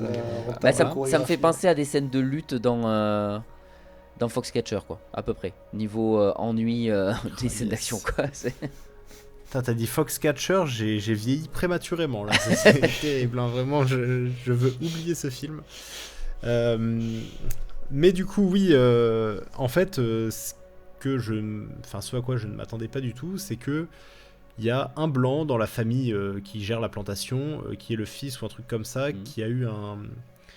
C'était quoi? C'était à la naissance, c'est ça? Il a eu un problème, il s'est fait piétiner par un cheval ou par Ah oui, c'est ça, oui. Oui, et puis du coup, c'est un cripple, enfin voilà, il boite, il marche avec une canne, etc. Et lui, c'est le seul gars à peu près respectable du film, on va dire. Parce que il a déjà... Pendant 95% du film. Oui, comme toute personne respectable, il va baiser sa cousine et puis l'épouser. Avant de s'énerver contre elle parce qu'il réalise qu'elle n'est pas vierge puisqu'elle a déjà couché avec un autre cousin, donc vraiment c'est avec son frère, avec son frère, hein, encore mieux. Ah oui, avec son frère, pardon. Oui, non, mais je crois que son frère est son cousin aussi. Hein, c'est bien possible.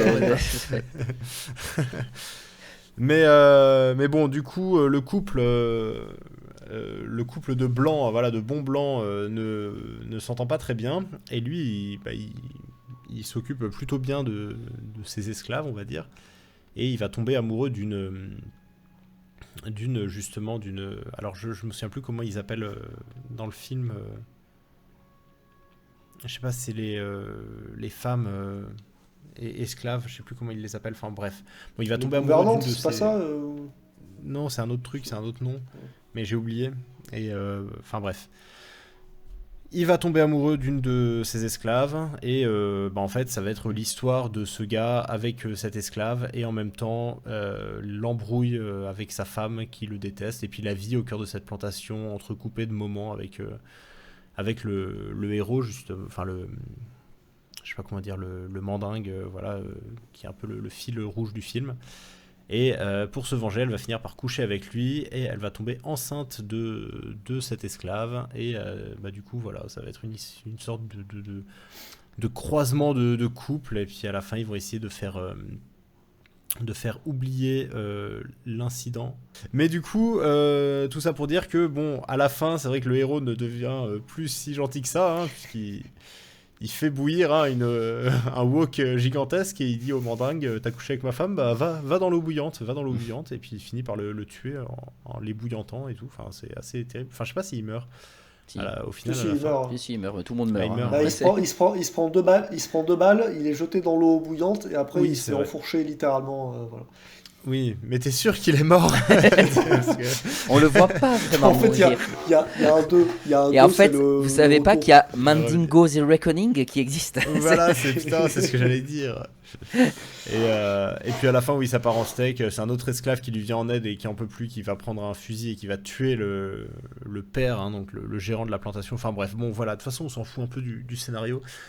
J'avoue que moi ça a un peu été ambiance Amistad. Alors j'ai passé un meilleur moment quand même devant le film, mais j'ai quand même j'ai pas trop compris où il allait, le film. j'ai été un peu déstabilisé par la nature en fait de l'histoire. Et ouais, alors moi ça me fait beaucoup rire dans ce film d'entendre les accents du sud des États-Unis. Vraiment, c'est vraiment à chaque fois maintenant quand j'entends ça, je pense à des vieux rednecks, tu sais, genre. Ou alors, tu sais, les vieux westerns à l'époque, genre les Tex Avery, où ils accentuaient de fou l'accent comme ça, mais c'est vraiment... Enfin non, je saurais pas le faire, hein, c'est une catastrophe. J'ai On dirait une japonaise. Une syllabe. On dirait une japonaise d'un taille qui a... Non mais enfin je saurais pas le faire, mais c'est vraiment tu entends l'accent même quand tu connais pas vraiment bien l'anglais, enfin comment il parle, c'est un truc de fou. Il y a quelques scènes un peu graphiques, enfin c'est pas vraiment graphique mais assez violentes, hein, notamment celle à la fin où il se fait bouillanter, enfourcher, tirer dessus et tout. Il y en a une autre aussi où la femme, la blanche, qui est furieuse que son mari apporte plus d'intérêt à une noire, à une esclave qu'à elle, où elle va aller commencer à la fouetter juste par pure rage et par pur désespoir. Et ouais, globalement, j'ai mis 5 sur 10 à ce film. En fait, je sais vraiment pas comment le noter parce que je me suis pas trop ennuyé devant le film. En même temps, quand j'y repense, c'est vrai que je regarde pas des très bons souvenirs. Et ouais, je comprenais pas trop où il allait et je trouve que l'histoire était pas très intéressante. Donc voilà, après c'est un film de 75, je trouve qu'il a pas tant vieilli que ça. C'est surtout au niveau évidemment des décors et puis même des costumes, et puis oui c'est vrai que la bagarre elle fait pas très crédible et puis elle est pas très bien filmée surtout. Mais voilà, globalement j'ai pas grand chose d'autre à dire. J'ai eu pas mal de difficultés à noter ce film parce que je pense que 5 c'est la note parfaite parce qu'il m'a pas transmis grand chose, j'ai pas détesté, j'ai pas adoré. Donc voilà, c'est un peu déprimant comme description. Mais pour de vrai, je peux comprendre ton truc, mais moi c'est mon préféré de la sélection. Hein. Je l'ai adoré ce film. Enfin, vraiment, j'ai mis 8 sur 10. J'ai trouvé vraiment très prenant. Il m'a vachement... Là, je vais vraiment vite passer dessus, parce qu'en fait, c'est un peu Amistad, mais de mon côté, du coup. Non, alors, il n'y a pas ce côté grand film, ça coche toutes les cases, mais justement, c'est c'est tout le contraire, en fait. C'est vraiment, comme tu as parlé de film de redneck, je suis presque d'accord. Enfin, tu as parlé d'accent de redneck, mais pour moi, on est presque dans le film de redneck. Ce genre de film... dégueulasse au possible et que mais tout est à vomir dans ce film en fait et il y a même, tu vois, c'est con hein, mais t'as juste des phrases, des mots, mais moi ça m'énerve et ça me m'angoisse hein. Vraiment je faisais, mais mon cœur battait à 1000 à l'heure, mais des trucs aussi bêtes que vous inquiétez pas, on va la guérir, on a appelé le meilleur vétérinaire du pays. Voilà, tu vois, il y avait des moments comme ça où je te sais, mais c'est quoi ces dingueries, c'est-à-dire que le troisième film dont on va parler, j'ai l'impression que c'est une parodie de ce film, tellement c'est que ça tout le long, c'est vraiment les blancs qui utilisent des phrases des phrases de fou pour de faire comme si c'était les animaux, les moments où il regarde ses dents et machin et tout, et puis qu'il lui palpe les couilles pour voir si c'est bien. Tu fais mais ce film m'a rendu mais fou. Celui-là, là on est pile poil dans ce que je disais tout à l'heure et dans ce qui me plaît dans les films d'esclavage, c'est à quel point tu peux pas mettre plus mal à l'aise que ça. J'étais pas bien du tout, et donc du coup moi comme j'aime cette sensation, j'ai adoré le film. J'étais pas bien parce que je me disais mais ce film c'est ça, et en plus ça te montre en plus que même quand tu crois t'attacher à quelqu'un qui a l'air d'être sympa avec des blancs, avec des noirs, c'est un énorme enculé aussi. Faut pas croire. Il y a un côté un peu not all the facho but always facho quoi. Enfin, c'est vraiment c'est... Le pire c'est que c'est ça aussi le truc du film, c'est que le blanc en question qui est le perso principal en gros, c'est vrai qu'on a tendance à dire que c'est le blanc le plus sympa du film, mais c'est pas le plus sympa du film. Enfin, c'est le moins méchant. C'est le plus sympa du film, raison. Mais c'est le moins pire. C'est le moins pire. Vrai, oui, c'est ça. Parce qu'il y a quand même des trucs où tu fais ouais, c'est chaud. Mais ça. Il y a pas qu'à la... Il y a ce truc de mais ça va parce qu'il est un peu mieux que les autres. Alors du coup ça va. Mais tu fais ouais non mais c'est quand même un connard. C'est exactement ça. Comme dans 12 Years a Slave avec certains personnages. Tu vois, tu as Benedict Cumberbatch qui est plus sympa, mais ça reste Brad Pitt quand même. Ouais, mais ça reste.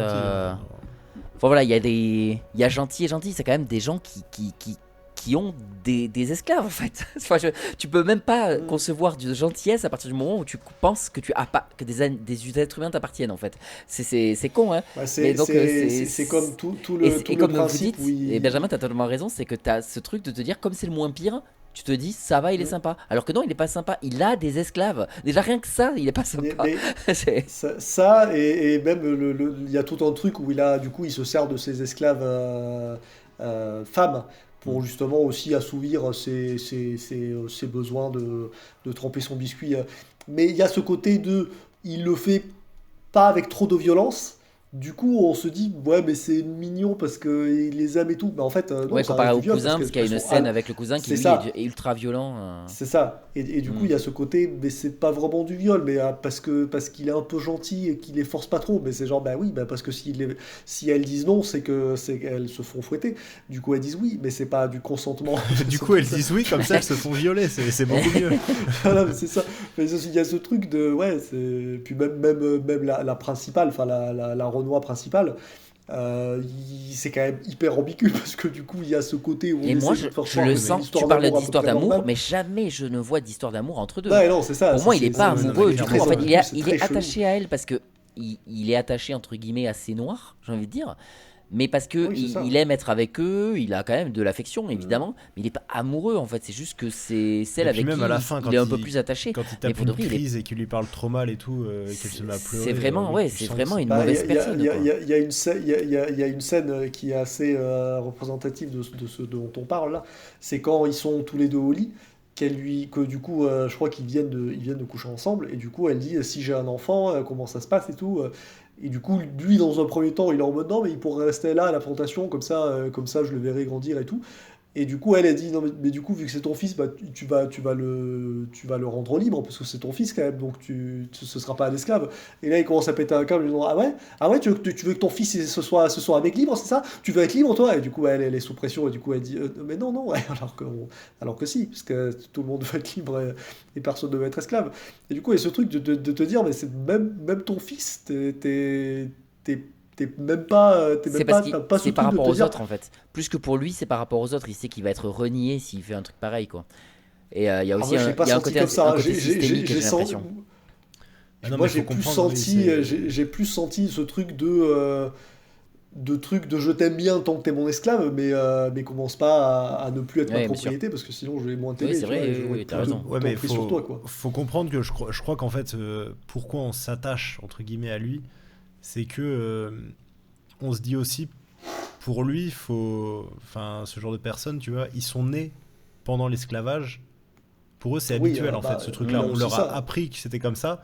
Mm. Du coup, ne serait-ce que de faire preuve de tendresse parfois. Bah, par exemple, de ne pas vouloir voir de torture, ce genre de magnanimité. choses, parce qu'on le voit partir quand il y a Voilà, une scène de ce torture, ce genre genre de de truc. choses. Ouais, et puis Oui, lui, il c'est veut ça. pas torturer ses esclaves, etc. Ça montre que, bah évidemment, pour nous aujourd'hui, on se dit ah mais non, mais le mec c'est un porc, même s'il fait tout ça et tout. Mais tu vois, tu te dis, enfin oui, c'est ça en fait, le contraste avec tous les autres, tu te dis oui, bon bah lui ça va en fait.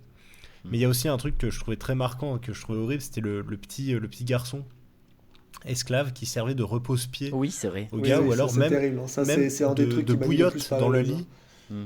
Genre le gars il avait les pieds froids et puis lui il arrivait et puis il enlevait son Mais c'est t-shirt même pas- et puis c'est- comme ça il C'est reposait même ses pas une pieds histoire sur de le ventre. bouillotte, c'est une espèce de légende de médecin du début du film qui lui dit non mais en fait il y a une technique pour enlever les rhumatismes, il faut mettre les pieds sur... Alors au début il parle pas de Renois, je sais pas s'il parle pas d'Indien ou un truc comme ça, mais il dit non mais ça marche aussi avec les Renois, il faut poser les pieds sur lui et après c'est eux qui prennent le rhumatisme et après normalement le rhumatisme ça va mieux. Et c'est pour ça qu'il met les pieds, et c'est pour ça qu'il passe le film à mettre ses pieds sur lui parce qu'il se dit bon ça va soigner le rhumatisme. Et c'est terrible. Et le film est ça m'a terrible, et retourné, c'est pour ça que ça. je le trouve fou. J'ai adoré ce film, il est vraiment. C'est d'un dur et d'un. Ah ouais, on est vraiment dans quelque chose de vraiment très bien. Et moi, je suis trop content que tu l'aies choisi parce que Alors, moi, quand j'ai vu l'affiche, j'ai fait au secours. L'affiche, vraiment, elle était. Je la trouve horrible. J'ai fait, mais cette affiche-là de romance passionnelle, un noir avec une blanche et un blanc avec une noire. Et là, j'ai fait, oh là là, qu'est-ce que ça va être ce truc tout pourri. Et en fait, pas du tout. Non, on est pas du tout dans ce que je croyais. Parce que même, faut imaginer que la romance, entre guillemets, quand on disait que pour se venger, elle couche avec le noir. Alors, elle le viole. Hein. On a une scène de viol d'une femme à un homme, quand même. Comme Oui, c'est un clairement. esclave, il est obligé d'obéir, en fait. Et ça fait. C'est tout aussi malaisant dans ce sens-là. Hein. On parle souvent voilà, du viol des mecs sur les femmes, parce que c'est évidemment beaucoup plus ce qu'il y a. Mais dans l'autre sens, ça te met tout aussi mal à l'aise. Et tu fais oh là là, l'horreur. Et en plus, la scène du bébé et de tuer un bébé, quoi, à la fin en disant bah, attends, il est noir. Allez, vous avez de quoi empoisonner le bébé, s'il vous plaît? Merci. Allez, yes. Il n'y a rien. Ce film est un des films les plus badants qui existent. Et du coup, moi, très très bon film. Ah ouais, c'est à ce point-là, toi. Ok. Ah ouais, d'accord. j'ai Bah, vraiment je pense adoré. C'est parce que j'ai pas réussi à rentrer dedans, moi, tu vois, que je me suis dit. Non, c'est pas ta cam. Après, toi, t'aimes Ouais, pas. je Encore une savais fois, pas, on c'est est encore. totalement dans toujours la même chose. C'est que toi, tu n'aimes pas ressentir ça. Moi, j'adore ressentir ça. Et non, c'est pas totalement vrai, tu vois, parce que 12 Years a Slave, je suis totalement rentré dedans et Dieu sait Ah qu'il y ouais. a des scènes horribles dedans. Ah oui, tu vois. putain, ça c'est clair. Ouais. Je pense que c'est. Je sais pas, c'est juste ouais, une question de, de sensibilité à un truc, mais que j'arrive Ouais. pas encore à identifier. Mais c'est juste que je suis pas rentré dans le film et en fait, au bout d'un moment, quand je sais pas, je décroche et je me dis bon, quand est-ce que ça finit et je deviens un peu insensible à ce qui se passe à l'écran, quoi. Je comprends. C'est un peu le problème après d'un podcast en général, c'est qu'on regarde des films un peu par obligation et parfois on n'est pas dans le mood pour regarder précisément ce film-là. Ouais. Et que tu l'aurais découvert d'une autre manière à un autre moment, ça aurait pu vachement mieux marcher. Alors peut-être pas, hein, mais ça aurait pu. Donc, Alors je pense pas que ce soit à ce point-là. Tu vois, je pense pas que j'aurais pu mettre après 9 ça va, au film. t'as mis 5 quand même, ouais, ça va. Mais voilà, oui, c'est ça. C'est que peut-être que si j'avais été super bien, super enjoué, j'avais gagné au loto, j'attendais des jumeaux ou j'en sais rien, un truc comme ça, j'aurais fait bon, bah tu sais quoi, allez, vas-y, je mets 6, tu vois, mais bon, c'est pas grand-chose non plus, quoi. Et toi, Benjamin? Et ben moi, c'est encore une fois pour changer, je suis Entre entre vous vous deux. deux. Parce que, voilà. Alors, et du coup, je comprends vous deux et je suis au milieu vraiment pile. Sachant que j'ai eu ce truc de, comme Guillaume, de me dire, je sais pas ce que je ressens face à ce film, c'est bizarre. Et du coup, je sais pas trop comment le noter. Alors, j'ai quand même noté 7. Parce que j'ai vu la note, on va dire, un peu à la hausse. Parce que il y a ce côté vraiment bizarrerie cinématographique. C'est genre un film qui a un truc que tu vois pas dans d'autres films américains ou quoi, qui est loin des clichés, et du coup, t'es même dans ce que ça raconte, dans le style du film, parce que quand tu cherches le film sur Google, il est quand même noté dans la première page, là, il est noté en action/romance. Et c'est vrai que en fait, Aucun des deux. déjà quand j'ai vu ça, je me suis dit, c'est ça, parce que déjà je me suis dit, le mix des deux, c'est quand même très rare de voir action/romance. Il y a action/ plein de trucs, ça marche avec beaucoup de choses, hein. Action/ comédie/ fantastique et tout. Et même romance, tu vois, romance, comédie et tout, il y a plein de choses. Mais les deux ensemble, c'est quand même assez rare. Et au final, oui, en fait, tu sens vraiment que même les gens qui travaillent sur Internet et qui doivent catégoriser ce film n'y arrivent pas, parce que même là, maintenant, tu sais, on a vu Mandingo, on nous demande, mais c'est quel genre de film? Je sais pas si je peux répondre, hein. Il y a vraiment ce truc de, c'est pas... Et en fait, ce qui est... Mick, du coup, nous a envoyé un extrait d'un livre qu'il a de Pardon le cinéma. Et du coup, moi, je lui ai dit avant le podcast, envoie-moi les photos des écrits, de voir ce qu'il dit sur le film. En fait, il y a des trucs intéressants, parce que du coup, je l'ai lu juste avant, là. Et il y a encore une fois ce truc que vous avez noté, le côté redneck. Et du coup, à la fin de l'article, à la fin du paragraphe sur le livre, sur les pages, là, il y a marqué qu'il est sorti la même année que Massacre à la tronçonneuse. Et c'est vrai que, en fait, je me suis dit, ce film a un côté sale, quoi. Il a vraiment un truc poisseux, dégueulasse, et du coup, c'est pas forcément dans ce qu'il montre. Genre, c'est pas gore ou quoi, c'est vraiment...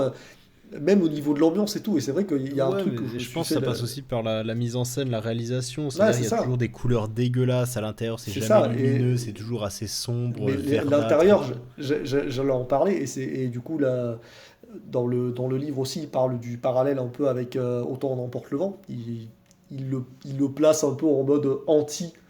C'est un peu l'anti Autant n'emporte le vent. Exactement, c'est parce que purée, c'est ça que je cherchais, parce que j'avais envie de dire que c'était La petite maison dans la prairie, avant de dire Les feux de l'amour, mais c'était pas du tout La petite maison dans la prairie, c'est Autant n'emporte le vent, c'est ça que je voulais dire. Ouais. Et sauf que du coup, ils mettent le focus sur le côté tout beau, tout rose de Autant n'emporte le vent, en mode les blancs sont gentils et les noirs ils sont gentils aussi parce qu'ils acceptent tout ce que les blancs leur font et tout. Et du coup, il y a tout un côté aussi, dans Autant n'emporte le vent, il y a un côté c'est des riches, alors du coup, les maisons elles sont très belles, elles sont très décorées, c'est très fin et tout. Ah là, putain, à chaque fois que les scènes sont sont dans la maison principale, là, c'est dégueulasse, il n'y a pas de décor, et tu vois que les murs, tu sens vraiment que c'est un vieux domaine qui a eu peut-être sa période de gloire, mais on en est loin, quoi, parce qu'il y a vraiment les murs, ils sont en décrépitude, tout est gris, même dans la chambre, il y a juste le lit, il y a une chaise au milieu, il y a une petite armoire manière 2, mais il y a genre pas d'autres meubles, t'as une espèce de vieux rideau jaunâtre dégueulasse qui donne un aspect noir à la chambre, et à chaque fois c'est... Et du coup c'est vrai qu'il y a, ouais, il y a un côté, pareil, je crois qu'ils notent enfin ils utilisent le mot horreur dans le livre aussi. Alors, c'est peut-être un peu exagéré, mais je vois ce qu'ils veulent dire dans ce parallèle-là ouais, il y a presque une ambiance de film d'horreur, même si le scénario n'est pas forcément un scénario de film d'horreur ou quoi. Mais ouais, il y a une ambiance qui m'a un peu pris. Et c'est vrai que je ne suis pas ennuyé devant le film, mais c'est vrai que il y avait plusieurs moments dans le film où j'étais là, je sais pas en fait, je sais pas ce que je ressens, je sais pas où va le film. Puis pareil, au niveau scénario, c'est une tranche de vie c'est presque. une tranche C'est de une tranche de c'est ça. vie, ouais, c'est ça. Parce qu'il y a quand même 2 accouchements dans le film, ce qui veut dire il y a au moins à peu près 2 ans qui se passent dans le film, sachant qu'il y en a un, c'est cuté, enfin il y a une grosse ellipse du coup, parce on a la meuf, bah, du coup la meuf principale qui s'appelle Blanche, hein, d'ailleurs, elle annonce qu'elle est enceinte, et du coup bah, la scène d'après c'est elle accouche, donc voilà, il y a 9 mois qui sont passés, et il y en a une juste avant qui accouche aussi, donc voilà, ça s'étale au moins sur 2 ans, un truc comme ça. Et voilà, et c'est juste, il n'y a pas forcément de péripéties, de trucs, d'intro, de monuments modificateurs ou perturbateurs, et une conclusion et tout. Parce que même la conclusion, enfin, il y a juste une tuerie à la fin.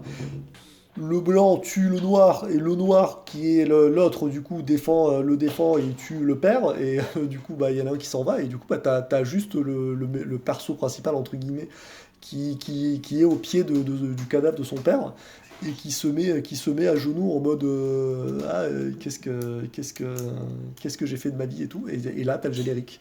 Eh bien, on va maintenant passer sur donc le dernier film de la sélection, c'est le mien. Alors, c'est un film que je savais que Benjamin et moi on l'avait déjà vu, mais je voulais un peu plus de... Voilà, j'ai fait exprès pour changer un peu, parce que évidemment les films sur l'esclavage, à part des films sur l'esclavage, voilà, il y a pas, je veux dire, à part de l'esclavage, on voit pas grand chose, quoi. Donc c'est forcément des films durs, etc. Même si c'est vrai qu'on n'a pas parlé du genre, mais Benjamin, lui, il a parlé un film un peu sur la fin de l'esclavage. Et donc on est sur un peu les gentils blancs, et à part une ou deux scènes un peu dures, les 3 quarts du temps, on est plus sur quelque chose d'assez souple, quoi. C'est pas un film trop dur. Il y a une scène dure, vraiment, toute la scène de l'explication du rapt et de tous ces trucs là, mais après en général ça va, quoi. Mais là non, on est vraiment sur une vraie comédie, une comédie d'humour noir, donc réalisée par Fabrice Eboué. C'est un film français qui a décidé en gros, c'est très rapide, en gros c'est 2 connards, clairement, hein, qui sont frères, ils sont cons chacun de leur côté, mais pour 2 raisons différentes. Chacun leur façon. Ouais, il y en a un, c'est vraiment le blédard un peu con, qui a rien à foutre de tout et qui pense qu'à lui. La racaille. Vraiment, et l'autre, c'est le contraire, c'est vraiment le mec d'extrême droite, mais vraiment, tu vois, c'est ça qui est marrant, c'est un peu le noir d'extrême droite, quoi. Et il joue toujours un peu ce genre de personnage, Fabrice Eboué. Et du coup, c'est très drôle, il est banquier, il pense, voilà, c'est vraiment quelqu'un de très droit, très... Non, il est pas banquier. Ah oui, il a adjoint, oui, non, c'est vrai. Il est pas banquier. Il est pas banquier, oui, pardon. Mais vous m'avez compris. En gros, c'est vraiment le cliché du mec de droite, voilà, qui aime. Enfin voilà, c'est un connard aussi. Et tous les deux sont des connards. Sauf que quand leur père meurt, alors que ils ont aucune affinité avec leur père, parce que leur père était con avec eux et qu'il s'est jamais occupé d'eux. Et quand son père meurt, ils savent qu'ils vont avoir un petit héritage, donc ils y vont. Et une fois arrivé là-bas, on leur dit l'héritage, c'est juste en fait, c'est notre trésor à nous, notre trésor de famille, c'est-à-dire un papier qui était, c'est quoi, c'était l'abolition de, quand ils sont rendus libres en fait, c'est quand ils ont été libres. Oui, c'est ça, c'est un papier qui en gros dit que leur famille, ouais, c'est ça. a été rendu Ouais. libre. C'est le papier Ouais, voilà. qui, Et donc c'est quelque qui chose. mettait fin à l'esclavage dans cette famille. Ouais. C'est ça, c'est quelque chose d'assez sacré pour eux.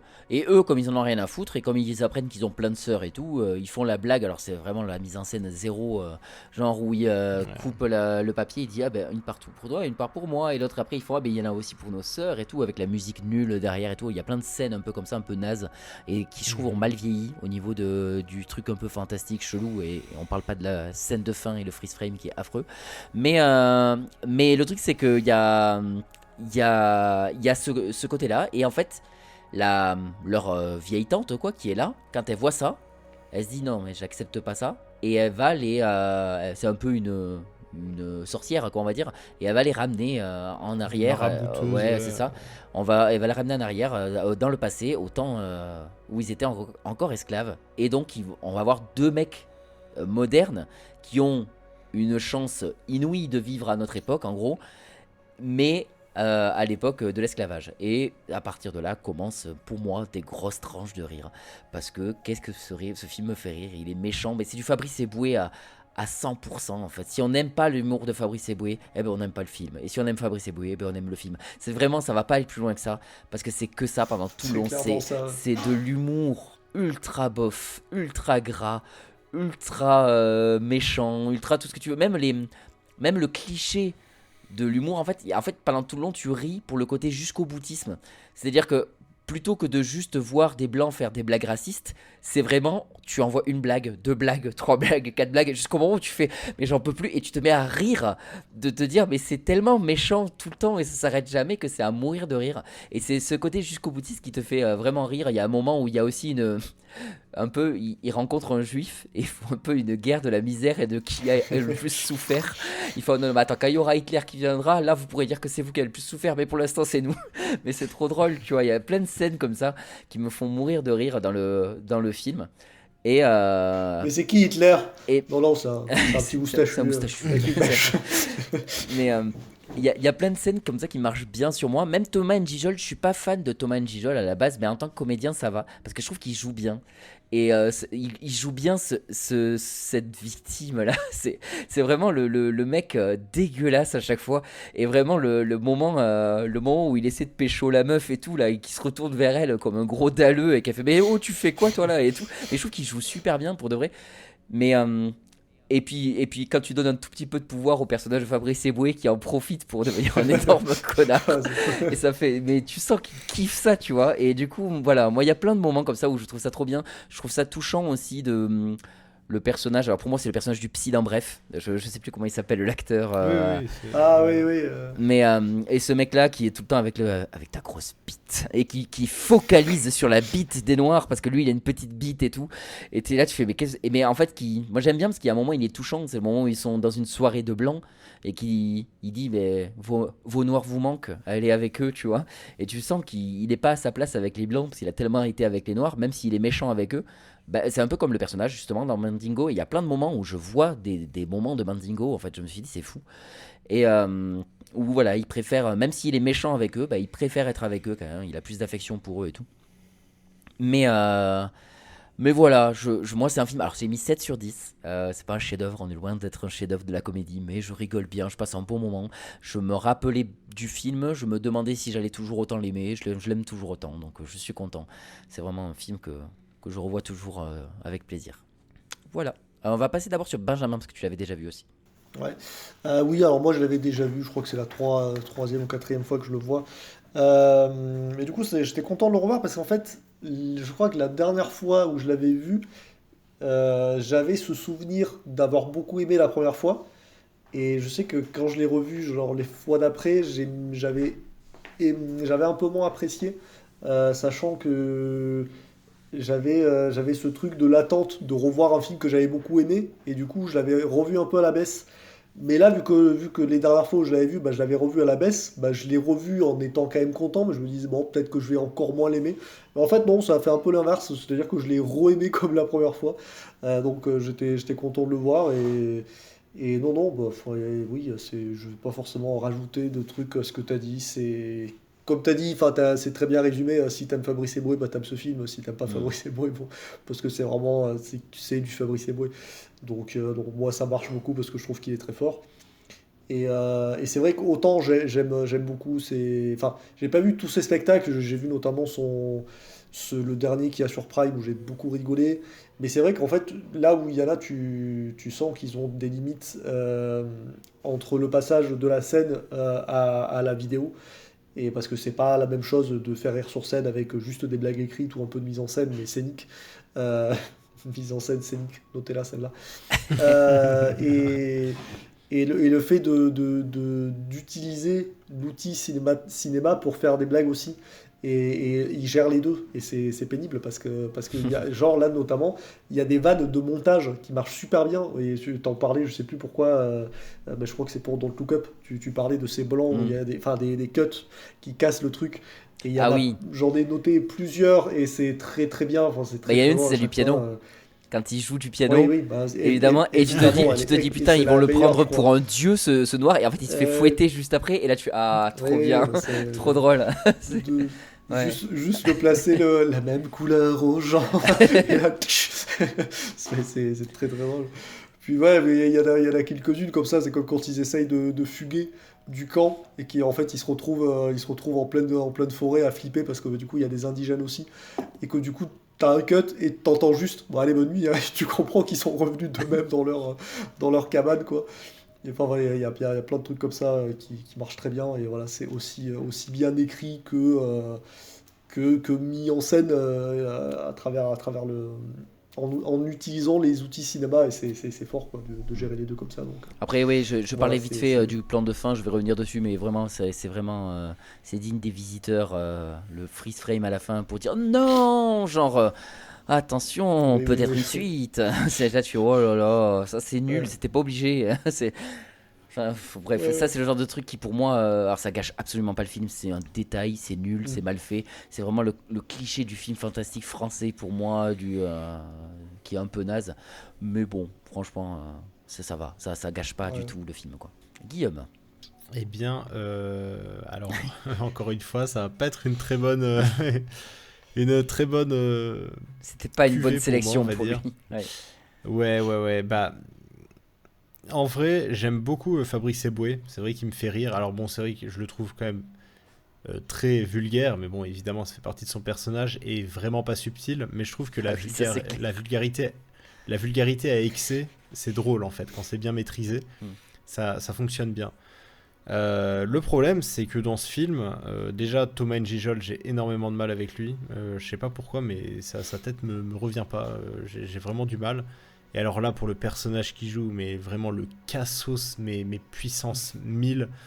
Je sais, hein, c'est fait exprès, le mec qui sort de prison et qui dit ah bah oui, je me suis converti à l'islam pendant le truc, et enfin pendant ma peine, et du coup, pendant qu'il y a les prières, le gars qui va se la jouer gros bras et qui va faire non, je m'en fous, c'est qui votre Jésus là, moi il y a que Allah, etc. C'est genre oh là là, vraiment le truc. Il est cringe en fait, il est cringe pendant tout le long. Oui, c'est ça. Il essaie de faire le bonhomme, mais personne le prend au sérieux, tu vois. Et j'avoue qu'en fait, il y a des blagues qui ont bien marché, notamment au niveau du montage, c'est vu et revu, mais j'avoue que ça a bien marché, notamment le moment du piano où après tu le vois en train de se faire fouetter, ça m'a vraiment fait rire. Mais j'avoue que le problème, c'est que ça, c'est vraiment le cliché du film français, avec toujours les mêmes acteurs, bah, notamment le psy dans Bref, tu vois. Il y en a plein, alors faudrait que je les retrouve, mais des petits acteurs que t'as vu passer dans Bref, dans des sketchs de Very Bad Blague, parfois même dans Golden Moustache ou les trucs comme ça, c'est sur internet. Ces acteurs que tu vois un peu partout, et ce côté en fait faible budget et faux un peu, enfin je sais pas comment dire, mais il y a ce côté en fait qui me dérange dans les films français. C'est faudrait que je trouve un exemple, mais ouais, il y a un côté vraiment faible budget, et surtout c'est toujours la même chose, les personnages c'est tellement gros, tu vois, genre Fabrice Eboué, donc qui est vraiment je crois que c'est un nom, c'est le noir c'est pas le noir de service ou un truc comme ça, les genre rudis, Genre les blancs, tu sais, ils sont là genre ah lui c'est un bon noir, voilà, lui il se tient à carreau, il est conscient de sa situation de noir et puis il crache sur les autres noirs, etc. Un peu en mode Samuel Jackson dans Django, vous voyez. Et bah, lui forcément il a ce truc là où il bosse dans une mairie qui a l'air bien à droite, adjoint au maire, le maire, bah voilà, typiquement le maire c'est ce genre d'acteur que tu vois dans plein de mini-séries de trucs comme ça qui jouent que des petits rôles, comme le psy dans Bref, je sais pas si vous voyez la gueule du maire, bah il joue dans Very Bad Black d'ailleurs dans plusieurs épisodes, et enfin avec le Palmacho, et donc typiquement le maire qui lui en met plein la gueule, il fait hein, c'est bon hein, on rigole, haha, ouais, c'est marrant, haha, tout ça, et à la fin, donc après avoir vécu tout ça, lui qui va se... Enfin, l'évolution de personnage parfaitement attendue, relou. Alors je sais, on est dans une comédie, c'est normal, il faut que le personnage évolue et tout, mais juste, vraiment, en fait, c'est les visiteurs inversés, ce film, et je trouve que ça... Ouais, c'est... Il y a plein de choses, en fait, qui marchent pas et qui sont pas drôles, et je trouve qu'il y a des blagues, par moments, qui sont vraiment, mais tellement pas subtiles et tellement...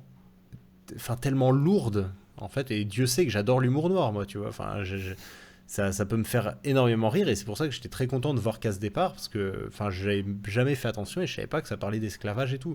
Et je me disais, attends, Fabrice Eboué dans un film qui parle d'esclavage, mais je vais me régaler. Et en fait, non, il y a des blagues qui font mouche, hein, ça c'est sûr, hein, mais bon, en même temps, quand tu balances 600 blagues à la minute, forcément, il y en a quelques-unes qui tapent. Juste. J'ai failli oublier un mot dans ma phrase, il ne voulait pas venir. Et... Mais non, je sais pas, il y a eu un gros... Ouais, un peu une clim que je me suis mangé où par moments c'était trop lourd et il y a des blagues quand il fait liberté, égalité, nique ta mère. Tu vois, ça par exemple, ça a pas du tout marché sur moi. Moi, ça marche pas quand il dit nique ta mère, mais ça marche pour moi quand Fabrice Eboué fait oh, juste comme ça. Oui, c'est ça qui marche sur moi. Voilà, exactement. C'est plus le contre-coup qui marche. Ouais. Oui, ça c'est vrai que ça m'a fait sourire, tu vois, qu'ils réagissent comme ça. Mais enfin, je sais pas, il y a... En fait, je trouve que c'est possible d'être... Alors attention, hein, ça va être bizarre, mais d'être plus subtil dans la vulgarité, en fait. Oui, bien sûr. Mais après, là, je trouve que... Moi, je trouve moment, que vraiment... on sent le premier film. Parce que c'est le premier film de Fabrice Eboué, si je ne m'abuse. Et je trouve que ça se sent. J'ai pas vu le crocodile du Botswana. Je sais que Benjamin a vu J'ai coexister. vu le crocodile du Botswana, moi. Oui. Ouais. Alors coexister pour Coexister, moi, je pense c'est que très bien. Et après, il y a mon Barbac. préféré. Ouais. Et Barbac est sympa. Il est pas excellent, mais il est pas mal. Ouais, c'est pareil. Mais le crocodile du Botswana, c'est pareil. Hein. Tu dis on sort le premier film, bon, j'ai envie de dire on sent le deuxième film pour le crocodile de Botswana parce que c'est pas son meilleur, loin de là. Et c'est vrai que ouais, Casse Départ est quand même je préfère au crocodile de Botswana qu'il a fait après. Donc. Mais ouais, moi je trouve que ouais, ça se sent le côté premier film au niveau de la qualité et de certains trucs et comme tu dis certains gimmicks, le fait qu'il n'y ait pas beaucoup de budget, etc. Ça se... C'est vrai que, ouais, et puis même Mais surtout, je sais qu'on est dans une comédie, mais les personnages, c'est vraiment degré 0, niveau 0 du personnage avec des caractéristiques vraiment bien grasses, bien lourdes pour bien dire vous avez vu, lui il est comme ça, hein. Lui il est bien comme ça. Donc lui c'est le genre de personnage, il est comme ça. Donc tu sais très bien comment il va évoluer dans le film. Ce sont des archétypes. Ouais. Et c'est vraiment, oui, c'est ça, ce sont des gros clichés de personnages, quoi. Et surtout, en fait, ouais, c'est ça, moi, qui me dérange, et c'est pour ça que j'ai autant de mal avec le cinéma français, c'est que je trouve qu'il y a une sorte de manque d'identité dans ces films-là, parce que tu peux te dire, ils se ressemblent tous, les films, hein, attention, parce qu'on est dans un podcast sur l'esclavage, on va éviter ça. Mais vraiment, il y a, tu vois, je sais pas, je pense au Manoir, par exemple. Le Manoir, c'est la même chose, tu vois, le film avec tous les mecs d'internet là. C'est la même chose en pas bien, quoi. Oui, il était horrible, le Manoir, c'était terrible. Ça me fait un peu mal que tu compares Casse Départ au Manoir, mais... non, mais ce que je veux dire, non, mais bien sûr, Casse Départ est mieux. De toute façon, je lui ai mis 5 au film. J'ai hésité entre 5 et 6 parce que j'ai quand même passé un meilleur moment qu'un mauvais moment, mais en fait, juste, je me dis, pourquoi je me forcerais à le revoir, en fait, tu vois, si... Peut-être que je le reverrai un jour, tu vois, peut-être même plusieurs fois, j'en sais rien. Mais que ça marchera plus sur moi, je sais pas, mais typiquement, ouais, avec ta grosse bite, tu vois, ce genre de blague, moi, ça me... c'est lourd. Oui, ça... c'est con, mais encore une fois, ça marche pas la première fois, ça marche pas la seconde, la troisième, j'ai rigolé. Parce que c'est encore une fois, c'est l'excès, le truc, ça finit par m'avoir, en fait. Enfin, moi, ce personnage, il m'a vraiment saulé. Mais c'est comme Et alors, je suis d'accord avec toi, il y a un côté Joséphine un peu Demeaux, tu Mondragon. vois. J'aime bien son personnage, mais j'aime bien cette actrice, elle me fait rire. Joséphine Demeaux. C'est l'aveugle, celle qui joue dans Nos Jours Heureux. Caroline, Oui, dans Nos Jours Heureux. L'aveugle, elle est aveugle dans le film. oui. Oui, oui. Tu sais, Ah oui, elle dit ah oui, je sens. ouais, oui, et qu'elle est tout le temps ah mais quel esprit. Mais elle est tellement bête et elle le fait tellement bien, elle me fait trop rire cette fille. De toute façon, Caroline dans Nos Jours Heureux, c'est un... Ah mais c'est un personnage merveilleux. Mais parce que Ah ouais, le c'est switch un est coffre incroyable en fait. rempli de. Elle te de- montre de bijoux de même. le talent de l'actrice de passer du tout au tout est incroyable quoi. Ouais, quand elle se met à chialer dans Nos Jours Heureux, c'est incroyable. Et puis tous les trucs. Tu veux que je lui dise d'aller se faire enculer? Non, Caroline, non, c'est bon. Et bien d'autres répliques que je ne sais pas si je peux dire. Oui, Ah oui. on parlera Ah, du les film. PD. Voilà, voilà, je m'en fous, c'est une de mes préférées. Enfin voilà, bref, je suis désolé d'avoir un peu cassé votre délire, mais Non, j'ai c'est vraiment pas eu grave. du mal et je trouve qu'il y avait un côté vraiment gras. Et voilà, Dieu sait que j'ai vu pas mal de sketchs de Fabrice Eboué et je trouve qu'il peut beaucoup mieux s'en sortir par moments, même dans le côté vraiment pas subtil en fait. Mm. Mais là, juste, c'était. Il y avait des blagues qui marchaient bien et d'autres qui tombaient vraiment à l'eau. Et. Ouais, je sais pas. En fait, c'est l'ambiance du film que j'ai pas trop apprécié, je pense. Eh bien, très bien. Bon, c'était une Non, bonne mais sélection t'aimes quand même. pas les noirs, c'est pas grave. Hein. Oui, voilà, très bonne conclusion. Moi j'étais content de cette sélection, même si voilà. Je suis quand même très content d'avoir vu Amistad, même si j'ai pas aimé, parce que j'ai vu Amistad, voilà, donc ça c'est cool. Et À chaque fois, j'ai l'impression que c'est un nom de console des années 80, l'Amistad. c'est à cause de la. Parce que Il y a l'Amstrad. l'Amiga. Bah, Et l'Amiga. il y a L'Amstrad et l'Amiga. ça. Ouais, Je c'est pense vrai. que c'est un mélange de l'Amstrad et l'Amiga. Ouais. C'est rigolo. L'Amistad. Bah moi, pour Amistad ce 2000, ça. podcast, je retiens bizarrement celui que je ne connaissais pas, parce que je connaissais 2 films sur 3, Pareil. et je vais surtout retenir Mandingo. Mandingo, Ah, mais qui grave. est une totale surprise, plus bonne que moins bonne, mais c'est ce côté curiosité du cinéma qui me plaît, quoi. Je suis d'accord. Moi Voilà. c'est pareil. Et non, mais sinon, pour le prochain thème, donc c'est moi qui le choisis. Et je suis tellement désolé, mais alors moi je suis à l'opposé de Benjamin. Guillaume, tu peux lever les yeux au ciel. Je suis à l'opposé de Benjamin, c'est que Benjamin, lui, il veut voir un film, donc il trouve un thème autour d'un film qu'il veut voir. Moi, je veux vous montrer des films. Et donc je trouve un thème autour du film que je veux vous montrer. Et là, je veux vous montrer un film que j'avais découvert au cinéma il y a 2 ans de ça. Que j'avais beaucoup aimé. J'ai pas adoré, mais j'ai beaucoup aimé. Et je me dis, c'est aussi une curiosité, comme je les aime, un peu chelou ou quoi que ce soit. Et on est pile dans un thème que Guillaume. Déjà, même dans le quiz, quand j'ai fait le thème dans ce quiz, c'était celui que tu le voulais le moins. Et je suis désolé. Oh non, putain. Le thème LGBT. sera 3 films LGBT. Ah, chic. Sachant que du coup, Guillaume, pour le prochain thème, faudra que tu choisisses une autre minorité, parce que là on avait les Afro-Américains, LGBT, et pour finir la Trinité, il faudra une autre minorité, quoi. Ok, d'accord. Bah écoute, je vais y réfléchir. Et puis je vais trouver. Bah, celle je m'en que fous. Mickaël aime- Ça aime sera homme cisgenre, parce qu'il y en a de moins en moins de toute façon maintenant, parce qu'il n'y a plus que des tétraqués sur Terre. Pardon. Allez, voilà. le moins. Je sais même pas ce On que va c'est un s'arrêter là-dessus, ça va être génial. Allez, Ok, je vous bon, souhaite bah, ça marche. à tous une très bonne journée, une très bonne soirée. Et je vous dis à la prochaine. Bye les copains. À la prochaine. À la ciao. prochaine. Bye bye.